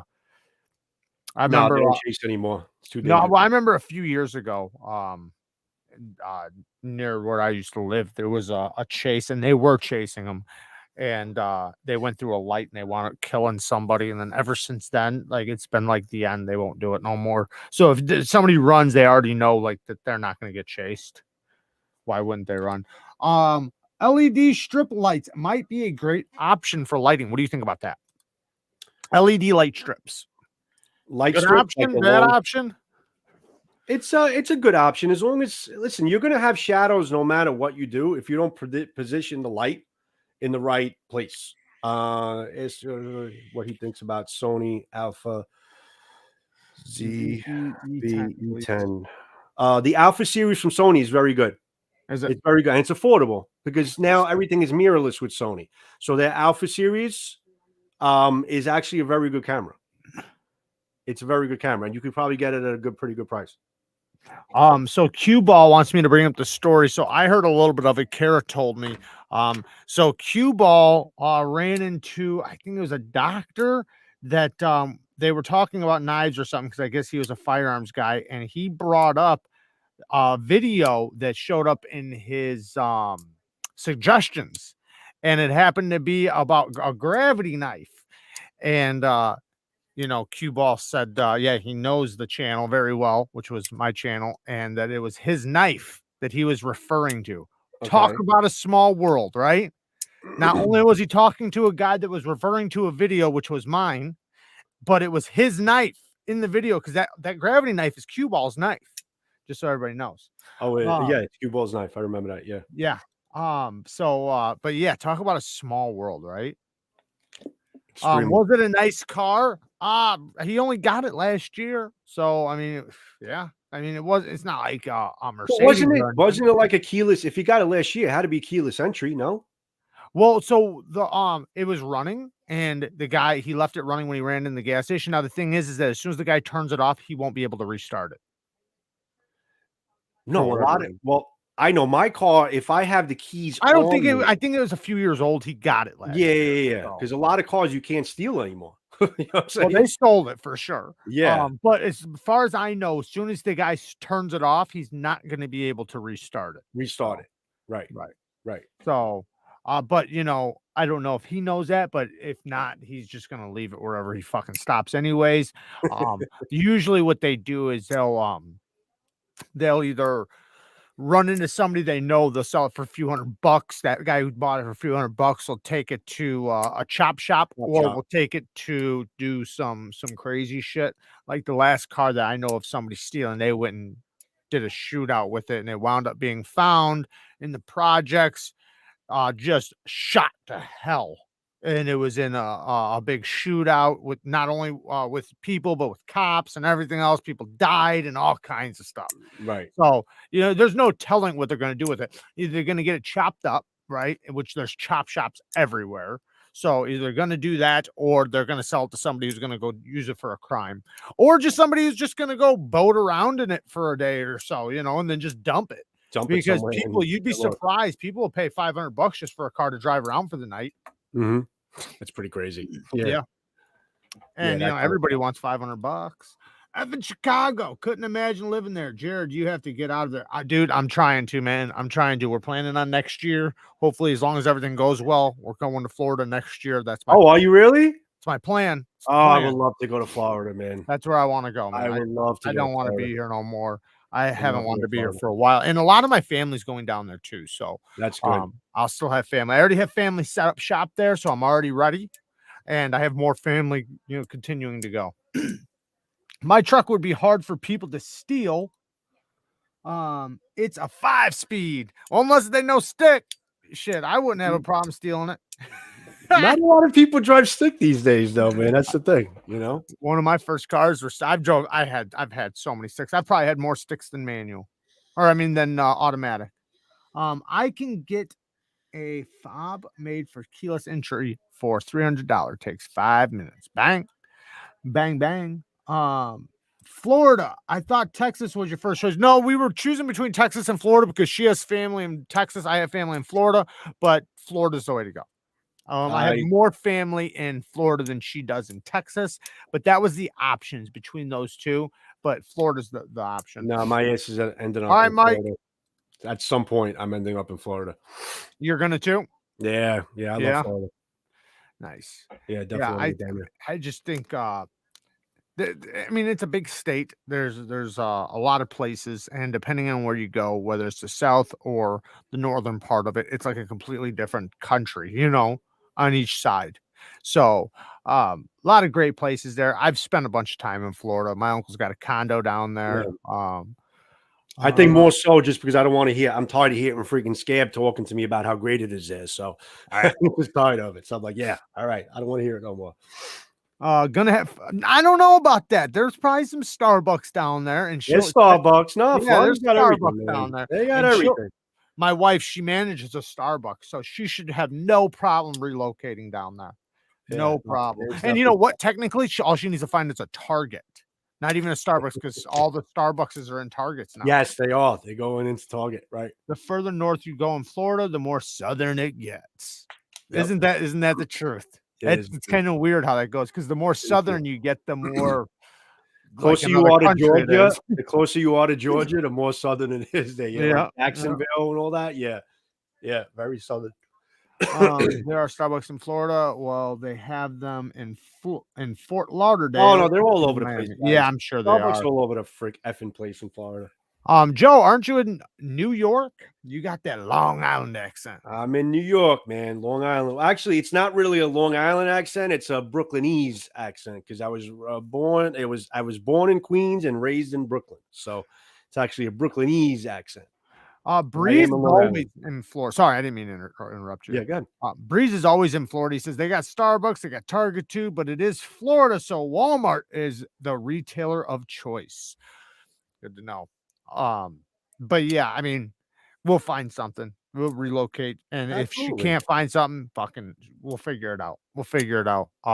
Hopefully by then, I mean, the channel is blowing up, so and I already announced that I wasn't going to say anything, but I did wind up saying it on Mike's channel that I did wind up recently quitting my job. So I'm going full time with this and the knife sharpening and everything. So hopefully all works out.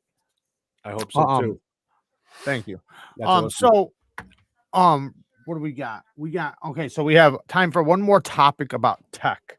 Okay. And if so like in I guess because I'm always trying to think of like for a budget for people because nobody starts out with $1,000 worth of stuff. They always start out with the minimum, right? Mhm. So do you have like a setup for somebody, whether they have a small channel or they're just doing Instagram that's maybe more on a budget, like brands or anything like that that you think is good quality but very affordable? I would say, listen, I would say if the most affordable option is to use the cell phone that you have, especially starting out. There's just ways of using the cell phone camera to your advantage and knowing basically its limitations. And I think honestly, if you're using a cell phone, it's all about lighting. It's all Yes. about lighting. Yes. Because the problem is with a cell phone, like you can get a really bright picture on a cell phone in any lighting. That's the beauty of them. But the problem is the what you get is those noise artifacts. What Like is that?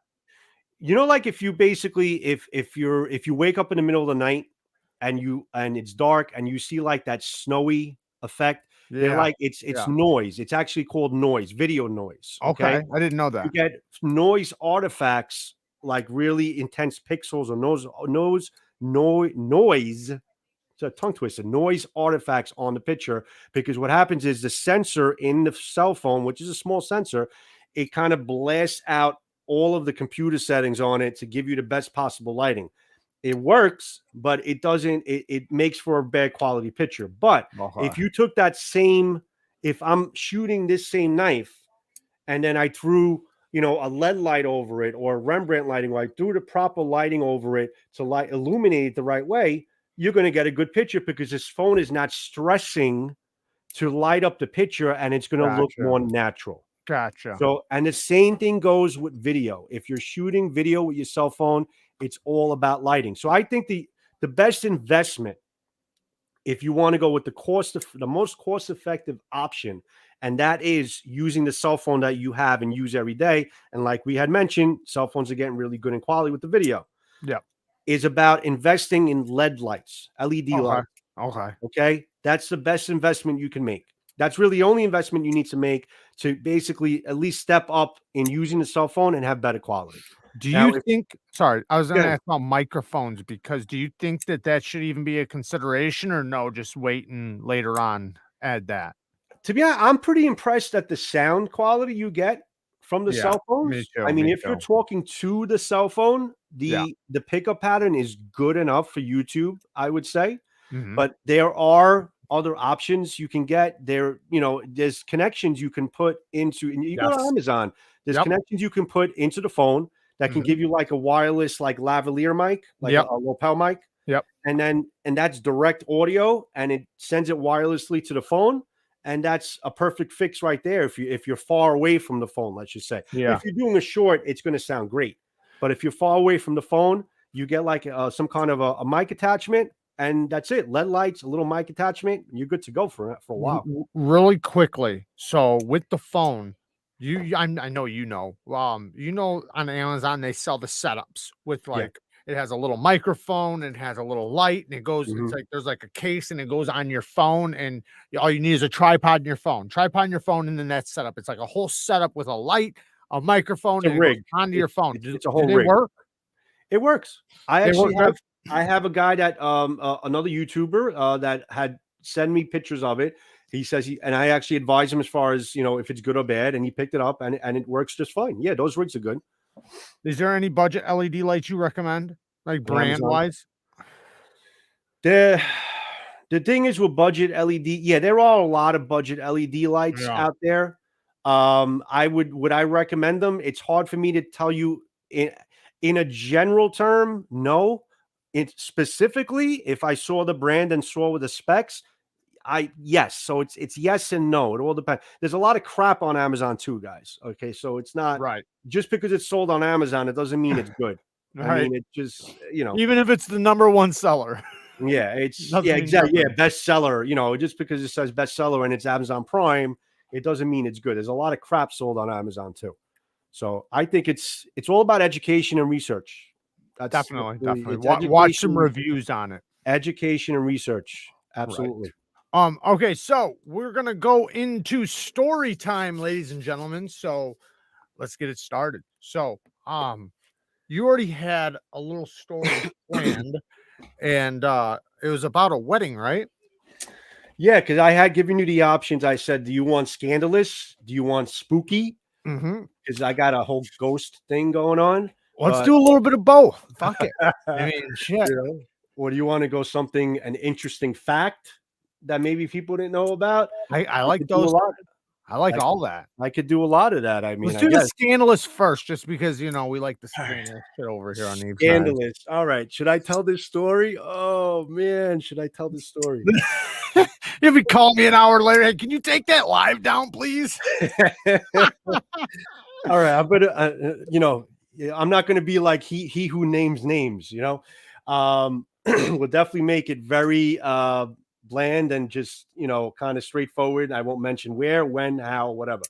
So there's a lot of story. I mean, listen, I've been doing weddings and shooting private events with and when we shoot weddings, we're kind of part of the family. We're in their homes. We're part of their lives for like a good 20 hours of the day. Right. So, we know what goes on behind the scenes and we know what family ethic, and it's fun. I love it. I mean, I do. I love our Bet family. you do. I It's bet so you do, much you fun. wedding crasher, you. Oh, there's so much shit that goes on. Yeah, I am literally, Jared, a professional wedding crasher. I know you are. I know you are. I think I'm gonna put that on my business card. Professional wedding crasher.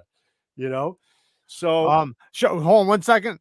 Sharpest channel at the end. I will give you some tips. I promise. Just don't let me forget before we jump out of here. But shout out to Sharpest channel. He just started a channel. I want good you guys luck, to go buddy. give him Good a luck. follow, and Good luck. I will catch up right at the end with you. Go ahead. Yeah. So there's this one story that is so outrageous that it's just got to be true. And it is true because it was when my father was doing videos before when I was really young, and he was presented with it, and he knew the people that shot the wedding or whatever, and so he got firsthand knowledge of it. So there was this wedding that happened in a place. Okay, it happened a long time ago. So are you familiar? So they did the whole wedding thing. Are you familiar at the part of the event where they actually do a toast when best man or maid of honor, they do a toast, right? Yeah. They toast the bride and groom, they give them the mic, all that stuff. Without telling you what happened before then, so it was up to that part. They were I'm really interested in what happened before then now, but go ahead. It's going to get to that. Okay, go ahead. I just got to kind of lead up into it. I'm just trying to be very careful as far as how I tell it. I hear you. So it was up to the part where they were doing toast. So the maid of honor did her toast. She did her thing. People cried, people applauded, whatever. There was a best man's time, and then the bride and groom was sitting there, and best man, maid of honor next to them. They're doing the toast with them right there. So the best man does his toast, and he says all his things about the groom, and how many years they go back, and you're a great guy, and I admire you, and you've been there for me, and all this bullshit that people do on these toasts. Okay. To the visit. Thanks, but thanks for the ball. Thanks, buddy. So, so the groom lets him finish the toast, and then after, usually the bride and groom don't say anything at that point. It's just a toast. They toast to them, and they tap glasses and they drink up. But the groom says, you know what? He took the mic. He goes, I want to say a couple things too. So he thanked everybody for coming. Then he was specifically addressing this to his best man. He goes, let's call him Tom. Okay. So Tom, listen, I appreciate the toast. Thank you for being my best man. It means a lot to me. And thanks for pretty much everything else that you've done, leading up to this wedding. And I just want to share something with everybody here in the room of just how much of a friendship, how much he values his friendship to me. Oh no. Okay. And I want to show this to everybody in the room. So prior to the people coming into the room. He had the maitre d' give out envelopes. They roll envelopes with something in it. And he says, this is like a game we're doing or whatever it is. Can you put these under everybody's plate? So he had them put these envelopes on everybody's plate. So he goes, I want to just show that to you guys. So then everybody, so it says, can I advise everybody we have something under everybody's plate. If you can lift up your plate and there's an envelope in there. In the envelope, and don't ask me how he got this picture. He had a picture of his best man hooking up with his new wife. I knew it. Oh, okay. Fuck. Oh, hooking up with his man. new wife. Okay. Oh, man. So he went through with the whole that was planned. The whole ceremony, the whole damn thing. Okay. Oh, I mean, come on. This guy's the man. he just got done praising him. Okay. That's why he waited for him to do his toast. And then he showed everybody a picture of him hooking up with his new wife. Okay. His new wife, she fainted. People were screaming and yelling. Oh, I bet she did fucking fake faint. Okay. Could you imagine what a shock? The longest faint in history. Okay. So that's probably the most scandalous one of the most scandalous, outrageous. I have more, but that's probably a really good, scandalous, outrageous wedding moment. Okay, that I can share. Legend. Yeah, that's definitely that guy's the man. If I was old enough, I would shake the fucking guy's hand. Right. That's awesome. Damn. Naturally, he got it an old after and all that, but he made the crazy thing is he knew this was going on for months. Oh, did he? Yes, he didn't. He said, "I'm going to go through with the wedding. I don't give a shit." And he married her. He married her. He got it annulled, but he did it just to stick it in her freaking face in front of her family. He did it just to show this is your daughter. Then I don't get that part. He just did it anyway. He just wanted he wanted to stick it in her face in front of her family. Like, this is your daughter. This is what she did. Fuck, man. See, to me, like that. I mean, I guess I'm just different, but like if it'd just be done. He just wanted, I know, but he just wanted that ultimate retribution of embarrassment in front of 300. Yeah, you embarrassed me. Now here's the embarrassment for you. Yeah. Now, hey, let's live happily ever after. Right. That honeymoon was great. I'm sure she probably fainted for 3 days all the way through the honeymoon. And you know what the funniest thing about this is? Her whole family walked up and left. He stayed because the bills were paid for already. He stayed and drunk and danced and had a good time. Good old time. Hell yeah. He stayed. Him and his family had a free night, a freaking party. And called all her best friends in. And I'm just joking. So there's my scandal. Man. There's a scandal. That's like, talk about devastating. But for him though, to know for a few months, I mean, that's just, he knew the whole time. Yeah, he knew. From what I understand, he knew for a couple of months. I think he knew from a couple of months, but it got to a point where like they were about to get married, and this happened, and he had the picture. So he's like that. He's like, F it. I'm just gonna go through with it, and I'm just gonna let people know that night. Did the bride's parents pay for the wedding? That is a good question. That's why he did it, because the bride's parents were paying for the prior wedding, so that's why he did it. Because I'm sure if he had money involved in it, a good amount of money, I'm sure he would have been like, screw this. I'm not cancel everything. I'm not doing with the wedding, And then you wonder like how, I don't want to say prestige, but if he had, I want to say audacity, but it's not really audacity to say that to the parents, that they probably did look at her different after that, like to her family. Like it probably wasn't a big deal for her friends or anything like that, but for mother, father, aunts, uncles to all know that about her to that extent. It's like, oh man. And with his best man, bro. She was imagine your best man. I mean, that's your best man. That's terrible. Fuck, man. And like I said, like I can't imagine the faint. You keep opening up the eye, are they still looking and just keep fainting? She don't want to wake up from that faint. Yeah. All right. So next one was you said like kind of a haunted story, right? I don't know. I to be honest, we did actually around October we did a live. You know how like we have our show called Blade Talk. Yeah. And we actually did Ghost Talk. Okay. We actually called it for October. Yeah. And we talk about basically ghost stories and permission. All this stuff. I've told one before too. Yeah, yeah. No, I have just like kind of how do you call that? Is it a sense, like an extra sensory thing Uh-huh. that if like I could walk into a room, into a house, let's just say, and I know that I can feel if A there's heaviness. a bad presence in Yeah. that space. Like Yeah. I can feel it, Yeah. type of thing, you know? And especially if you walk into like really old historic homes that have a lot of history in them and stuff like Yeah. that. Like Evil's been here. there's seriously, there's actually physical spaces where I can't walk into because I Yeah. actually start getting like tightness in the chest Yeah. and I feel pressure, like head pressure and stuff like that. Mhm. And yeah, it happened to me once, man. I was actually at one point I was shooting pictures, shooting real estate photography. So that's where you actually go in, the real estate photographers, where they shoot the homes so they can advertise them on Zillow and the Right, major right, listings right. and all that stuff. So I was doing that for a while, and I walked into this one home in Long Island, and it was probably a bit really old home. And from the outside home, everything looked fine. And then as soon as I walked through the doorway, because I had the key to get in because it was vacant.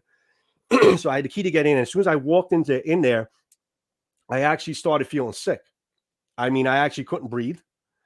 And Wow. it was terrible. And I actually felt, it's almost like you have an invisible like presence, like pushing you out. Like, we don't want you here. Get out, Right, right, right. type of thing. You know what I'm saying? Yeah. No, yeah, for sure. I ended up finishing up the shoot and I felt sick the whole time.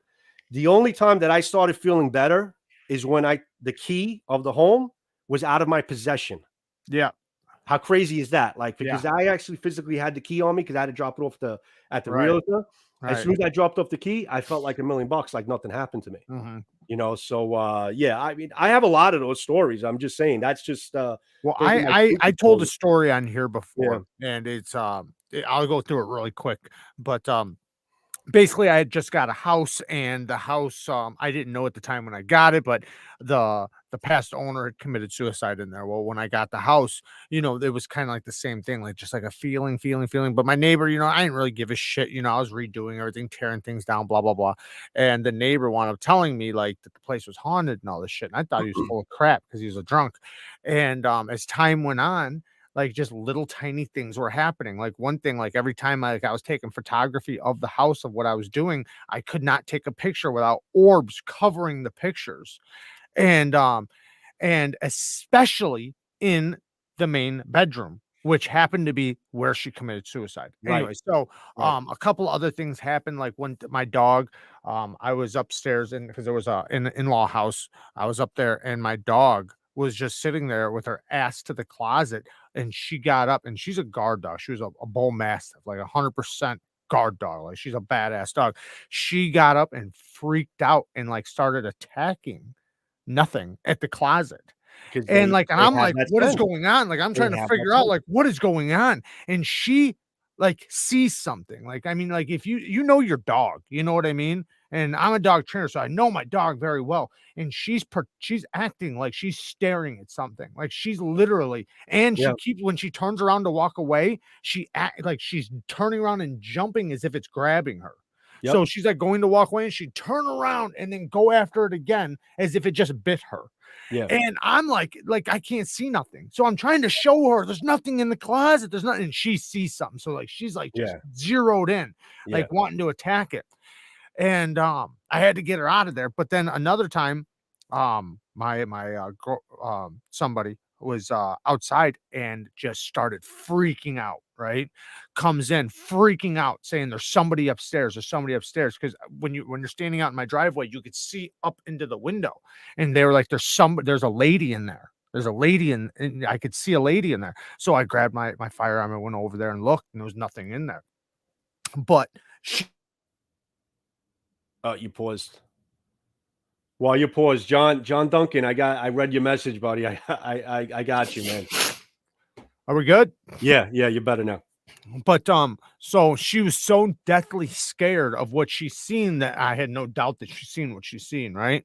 And I went over there and looked, and she said it was a lady in a white dress. A lady was staring at her out of the window in a white dress. And I thought when she said it, I thought it was some homeless person or something in my in-law house, you know, because I'm redoing this place. Well, eventually, I wind up because I'm tearing all kinds of stuff. I wind up finding stuff in the walls because the husband was trying to prevent her because she was trying to kill her for so long. He Yeah. was hiding like all the chemicals and just anything that could kill her Really? in the walls. Yeah. And as I'm Wow. tearing out the walls, things are falling out of the walls. Like I'm finding all kinds of shit. I'm like, what the fuck? Wow. And then the last thing in the master room, with the pictures where like you could not take a picture up above this light thing. It was like the last thing I took out too. I went to take it down, and when I put my hands over it, I found all kinds of stuff. It was all her Vans notes and like private possessions from her Really? that were still there. After taking it out, and I got one more part, but after taking that stuff out, everything stopped. But right before that, one other thing that this was the main thing that really got me. I'm putting a fish tank. So I'm putting a corner piece in with a fireplace and a flat screen, and then I'm putting a fish tank in the wall that's going to separate the kitchen and the downstairs living room so you could see through it, right? Well, I'm working on that, right? And I get up and I go out to the garage to grab some wood, and there's a radio next to it that's turned off. I go to walk back in, and it's full blast, just like rocking. And I'm pissed. I'm like, what the fuck? Who turned this on? And I called the people that were with me like 20 minutes before then. They're like, we've been gone for like a half hour. Like, we didn't do that. And I thought right then, like, all right, something's wrong. Something's up. Like all this shit that's happening, like it's just one thing after another, just little things. And then after that, I wound up finding the stuff of hers, got rid of it. And then after getting rid of it, I also got the place blessed and things like that. And then So when you got rid of those articles, everything stopped. everything stopped. That's interesting. And I didn't know if I should because I'm like, was it going to get worse? Yeah. Like, is she going to be pissed or is it, but that's why when I did get rid of it, I instantly had the place blessed. And I'm not saying I believe in ghosts or not. I'm just saying what happened. Right. Yeah. This is just what happened. And like I said, at first, when my neighbor was telling me this stuff, telling me the place is haunted and all this shit, I didn't think nothing of it. I thought he was just a drunk. Like, I literally thought nothing of it. Yeah. But, oh yeah, another thing afterwards, right after I got rid of that stuff, I was able to take pictures. Okay. All the pictures came out crystal clear. But before that, like there were just orbs all over the pictures. There's spiritual energy that basically attaches itself onto things. And that's it's true. It really is true. That's why I have never been the type to, like all these antique shops. Like I love antique shops. I know, but it's I just love them. you gotta be careful what you bring home into your house. Yeah, I know. I've heard of that. I've always been spooked out about that stuff, but listen, ghosts are real, man. Spiritual energy is real, bro. It really I don't is. doubt anything. I'm really definitely religious. So if I believe in if I believe in that, then I obviously believe in evil too, right? So so I definitely believe in good and evil and all that, especially being religious and being Christian and everything. But so I don't doubt anything, and I know my own experience, right? Like, and like I said, I'm not saying that is true. I'm just saying what happened, right? I obviously can't prove there was a ghost or anything, but that's what happened. You both think demons are real. Oh, I have no doubt that demons and evil is not real, My recommendation to you, when you start shopping around for another house, you have to have your dog with you when you shop for houses. Have your dog with you in the homes when you go look at the homes. If your dog is freaking out and you can see your dog is uncomfortable, you have to think twice about that house. Yeah. See, I don't have my dog no more, but yeah, I know what you mean though. Yeah. Like I said, it was really weird what happened that day with my dog. Yeah. When I bought the place, there was not human corpses, but actual like deer corpses because the place had been abandoned for like 6 months or not longer. I don't know how long. So the yard was like 3 feet tall, and there was like bodies all over the yard from coyotes grabbing things and bringing them in there. So every time I turned around, my dog's coming out with a fucking half a corpse and heads, and I'm like, oh shit. Yeah, so nasty. I didn't mean to mention about your dog. I didn't know your dog passed. I'm sorry about that. Yeah, I mean, hey, that's what happens. So you said you had one more story, another story. What was that last one? You said quick interesting fact. I love those. Let's get Quick into that. interesting fact. All right, so everyone who knows me and knows my channel, I'm heavy into Japanese history, Absolutely. samurai, and all this stuff. And a lot of people in the chat room might know this, but I think I'll throw an interesting chat to you.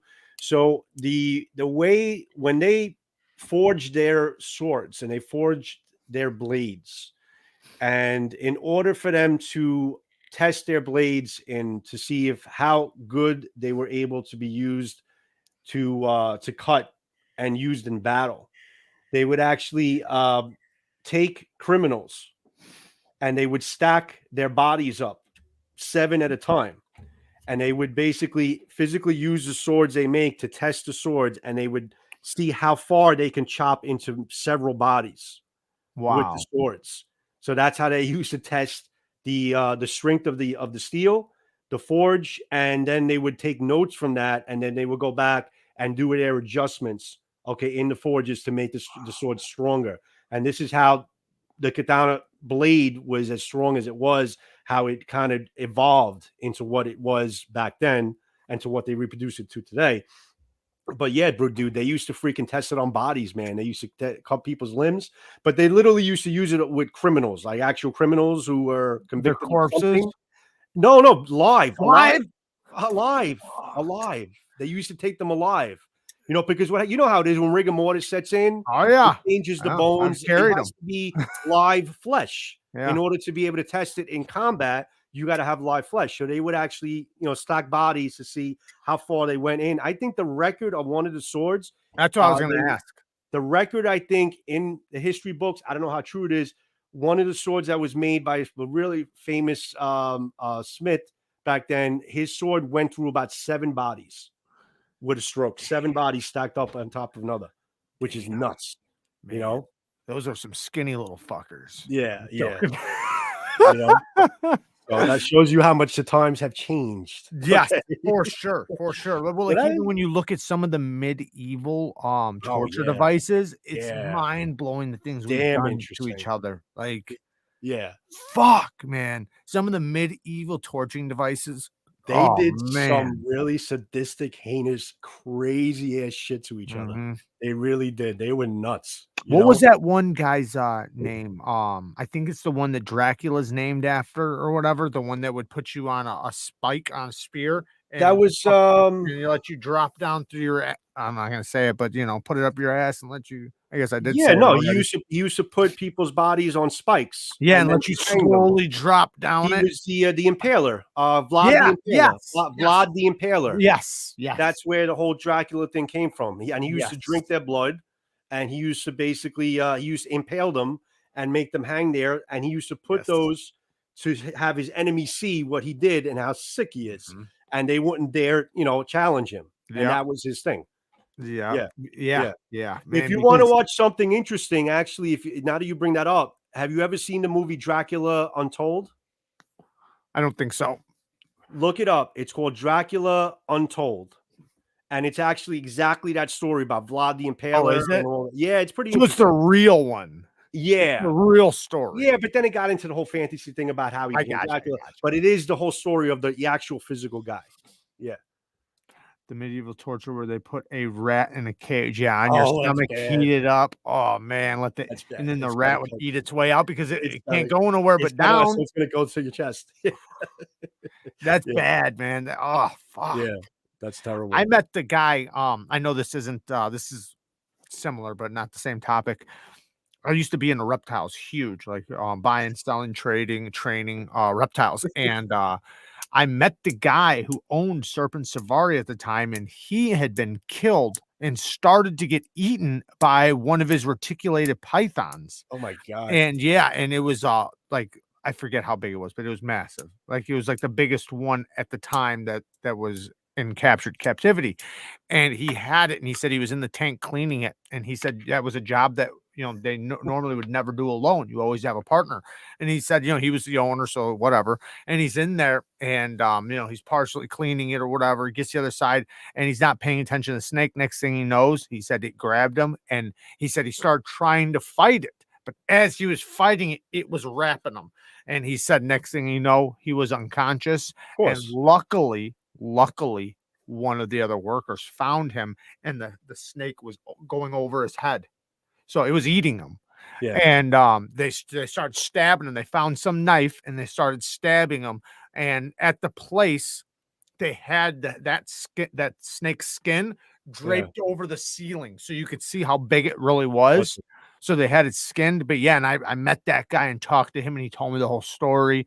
See, And that's why, guys, you always got to carry a knife. That's why everybody Exactly. always has to if you carry would a have had knife. a fucking knife, it never would have happened. Just in case you have a python that is about to kill you, you Yep. need to be able to get to your knife. Yes, So sir. always Yes, have sir. a knife. Well, Yeah. Gilbert, thank you for the 5 bones. Vlad Dracula. Thanks for the epic live, gentlemen. Thank you for the donation, man. Thank you so much. Dennis Hurley actually made a pretty funny comment. He said 7 bodies, and Jared gets excited about 2 layers of cardboard. That's funny. Yes, sir. Oh man, the spear was supposed to impale the whole body without killing them, and come out of the mouth. Yeah. I don't know how that could happen. How it could, like, of course you're gonna die. It's gonna go through all of like vital organs. Well, I mean, the I would whole imagine. point is to have them bleed out completely, Right. while they were impaled, and Stay just alive as long as possible. as long as possible. Yeah. Yeah. And then everybody else who sees that, you don't want to fuck with that guy. Yeah. All you can think about is like, if we lose or if we get captured, right? If that's what's gonna happen to me, like, I didn't sign up for this. Yeah, definitely look up that movie, man. Dracula Untold. gonna. I think look it up. It's actually, I think it's on Netflix. Man, I think it's on Netflix or HBO, one or the other, but it's pretty interesting. do you remember? I don't know. You might have watched this show. It was on years ago, but you can still find all the episodes on YouTube. So you guys should definitely go watch it. But it was called oh man, what they would do is they would take people in history or whatever type of soldiers, like Spartans versus ninjas, and they'd take these people that would have never met in real life because they were on different parts of the planet, and match them together in a simulation. So they would take like somebody who actually understands their history very well, and would take that person and let them explain like how they fought, the tools they used, all this, and then they would test the tools on a fake body, right? Yeah. And then they would take the other person, same thing, the history, or maybe even a descendant of a samurai warrior that actually does samurai, fighting and everything. And they would test the weapons against, another, body. And then they would put them through 1,000 simulated fights and see who was the victor. And what was it called? It was called something. I've seen it. No, I've seen it before. I know what you're talking about. I used to love that show, and that guy was on. How many years back are you going now? Oh, well, that was, I don't know, 10 years ago. 10 years ago? I've seen Somebody it. Somebody remembers it. Somebody say it. What was Somebody's it called? Somebody's got to remember it. Oh man. Once somebody says the name, it's gonna be like, damn it, I knew that. I've seen it.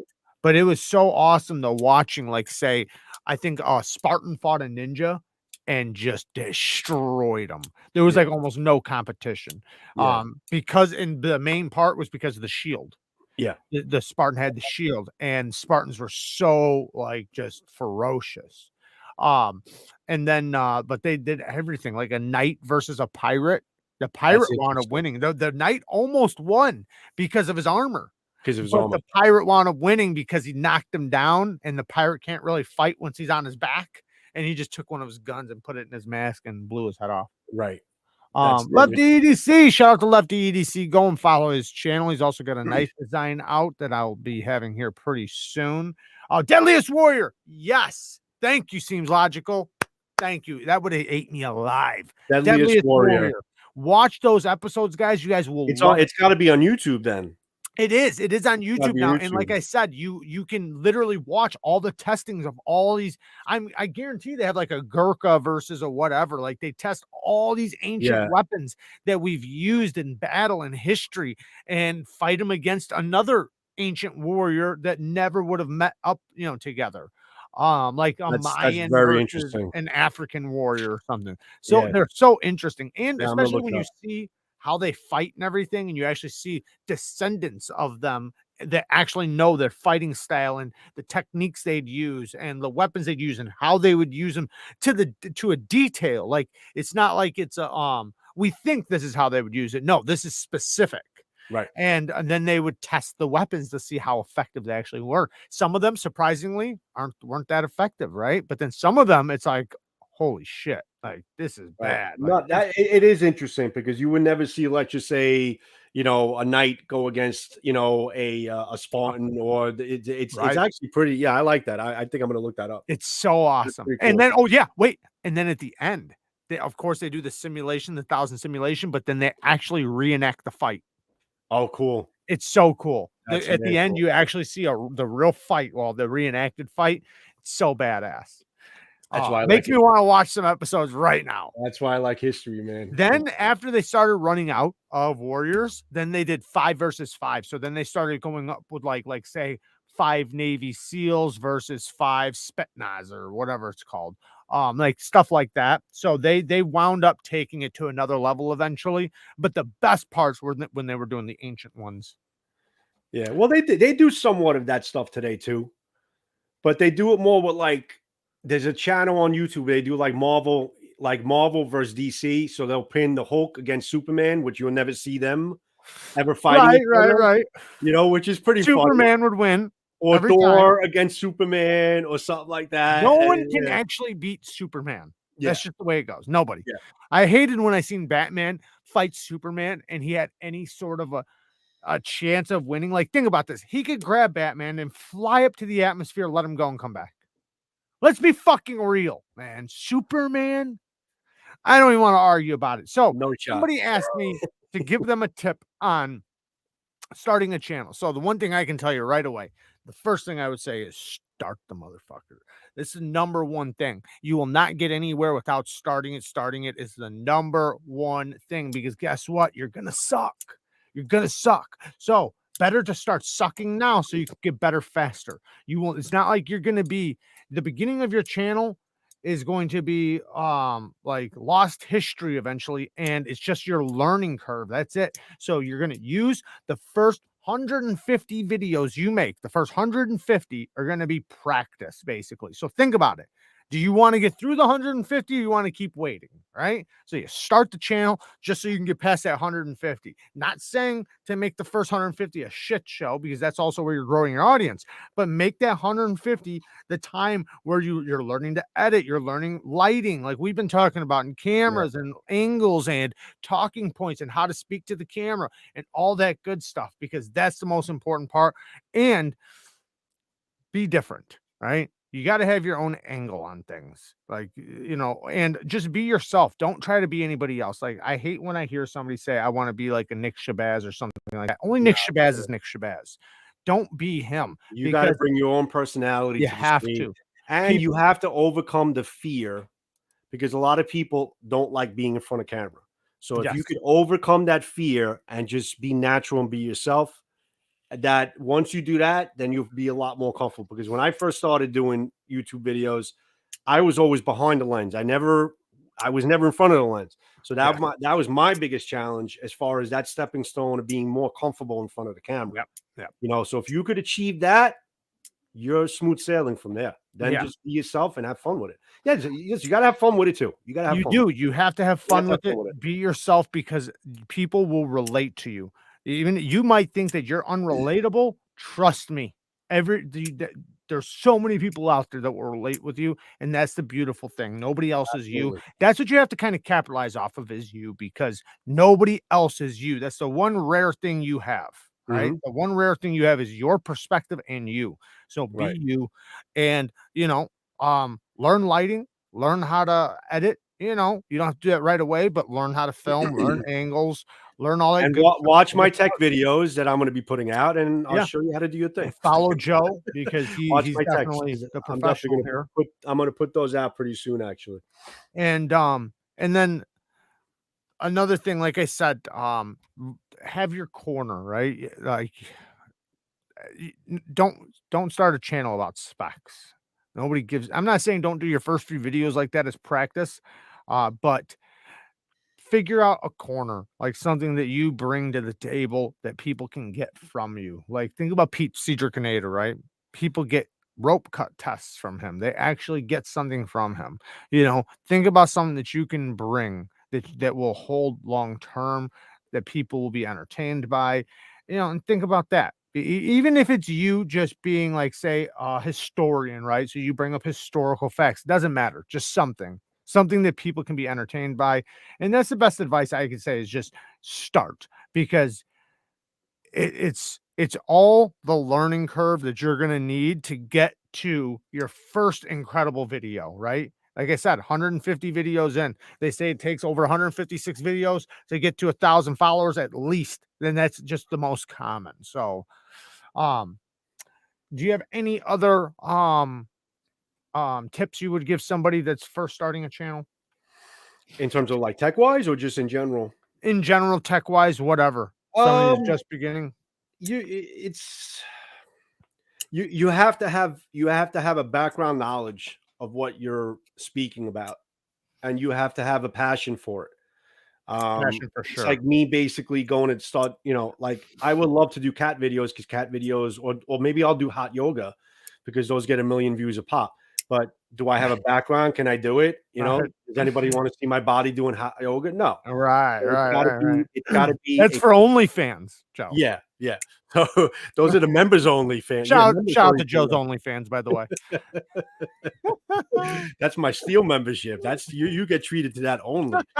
So my hot yoga sessions. Yeah. Okay. All right. So because they definitely get the most views. You know that, man. I mean, they'll post a video in an hour, they got 1.5 million views. So these guys are stupid, because we're stupid. Yeah, So for sure. you have to have a passion for what you're looking to form your YouTube channel on. If you have a passion for it, and even if you're not educated enough, educate yourself. Yes. On your Get background, educated. do your research. Yeah. You want to go in at least half-ass knowing what you're talking about, because then people will catch that and they won't respect it. But if you go in having the knowledge and doing your background research, because there's a lot of YouTube videos, there's a lot of research, and Jared could tell you, you're researching shit all the time. There's a lot of research and learning of things. I learn something new every day. Constantly. Every day. It's constantly learning. And understand, guys, if you really want to do this, YouTube video, being a YouTube content creator is a job. Yes, it is. It's a job. Yeah. Plan on having another full-time job. It's a job. You have to do your research. You have to bring it to the table. You have to organize it and structure it, and then execute it. And once you do that, then you're okay. Then you're okay. Yeah, absolutely. And if you are going to learn, like as you go along a little bit, then don't be upset at comments that are trying to teach you.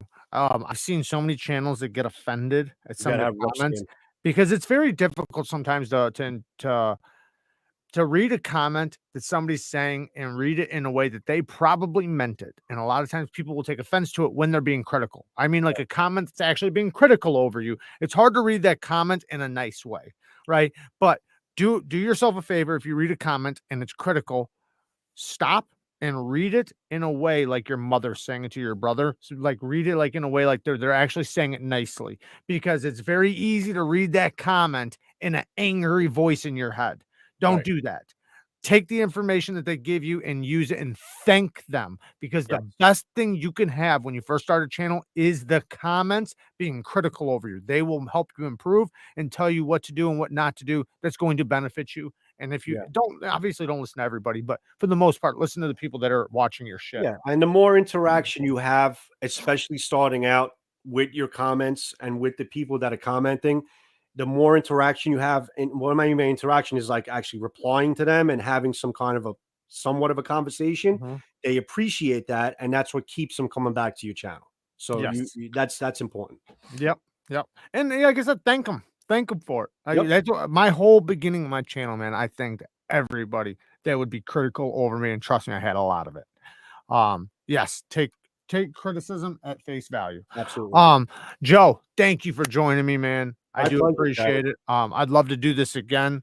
And shout out to Steel Forged and Fire. Go and follow his channel and stay up to speed. Also, your knife. Where can they buy it again? Can you say that again? It's if you look up, you're not going to spell it, but it's at the kukrihouse.com. But if you look up KHHI Nepal, it'll come up with the Kukri House, and you could go in and you can look at this knife. It's on display. I did a whole write-up on it. I took professional pictures of it. I put my video is up there, and you can go and purchase this JD Tanto bridge between Tanto and American Bowie. So look that up. But it's on my channel. If you guys go to my channel, you'll see I have all the links and all the stuff that you can take a look at the knife and see where to buy it. But thank you, Jared. I appreciate that. Thank you, Native Wildman. Yes, definitely go and give him a follow. Now we're gonna jump over there to Mike's live stream and see what he's doing over there. Hopefully you guys could jump over there. I'll meet you guys over there. And thank you to all the Patreon members. Thank you to all the Bang Gang members. I do appreciate all the support. Thank you to everybody who hit the like button, everybody who always leaves comments and hangs out in the live chat and supports the channel so massively. Everybody who uses my sharpening system, sharpening service, not system, sharpening service. I do appreciate it so much. I love all of you. Peace. Thanks, guys. Appreciate it.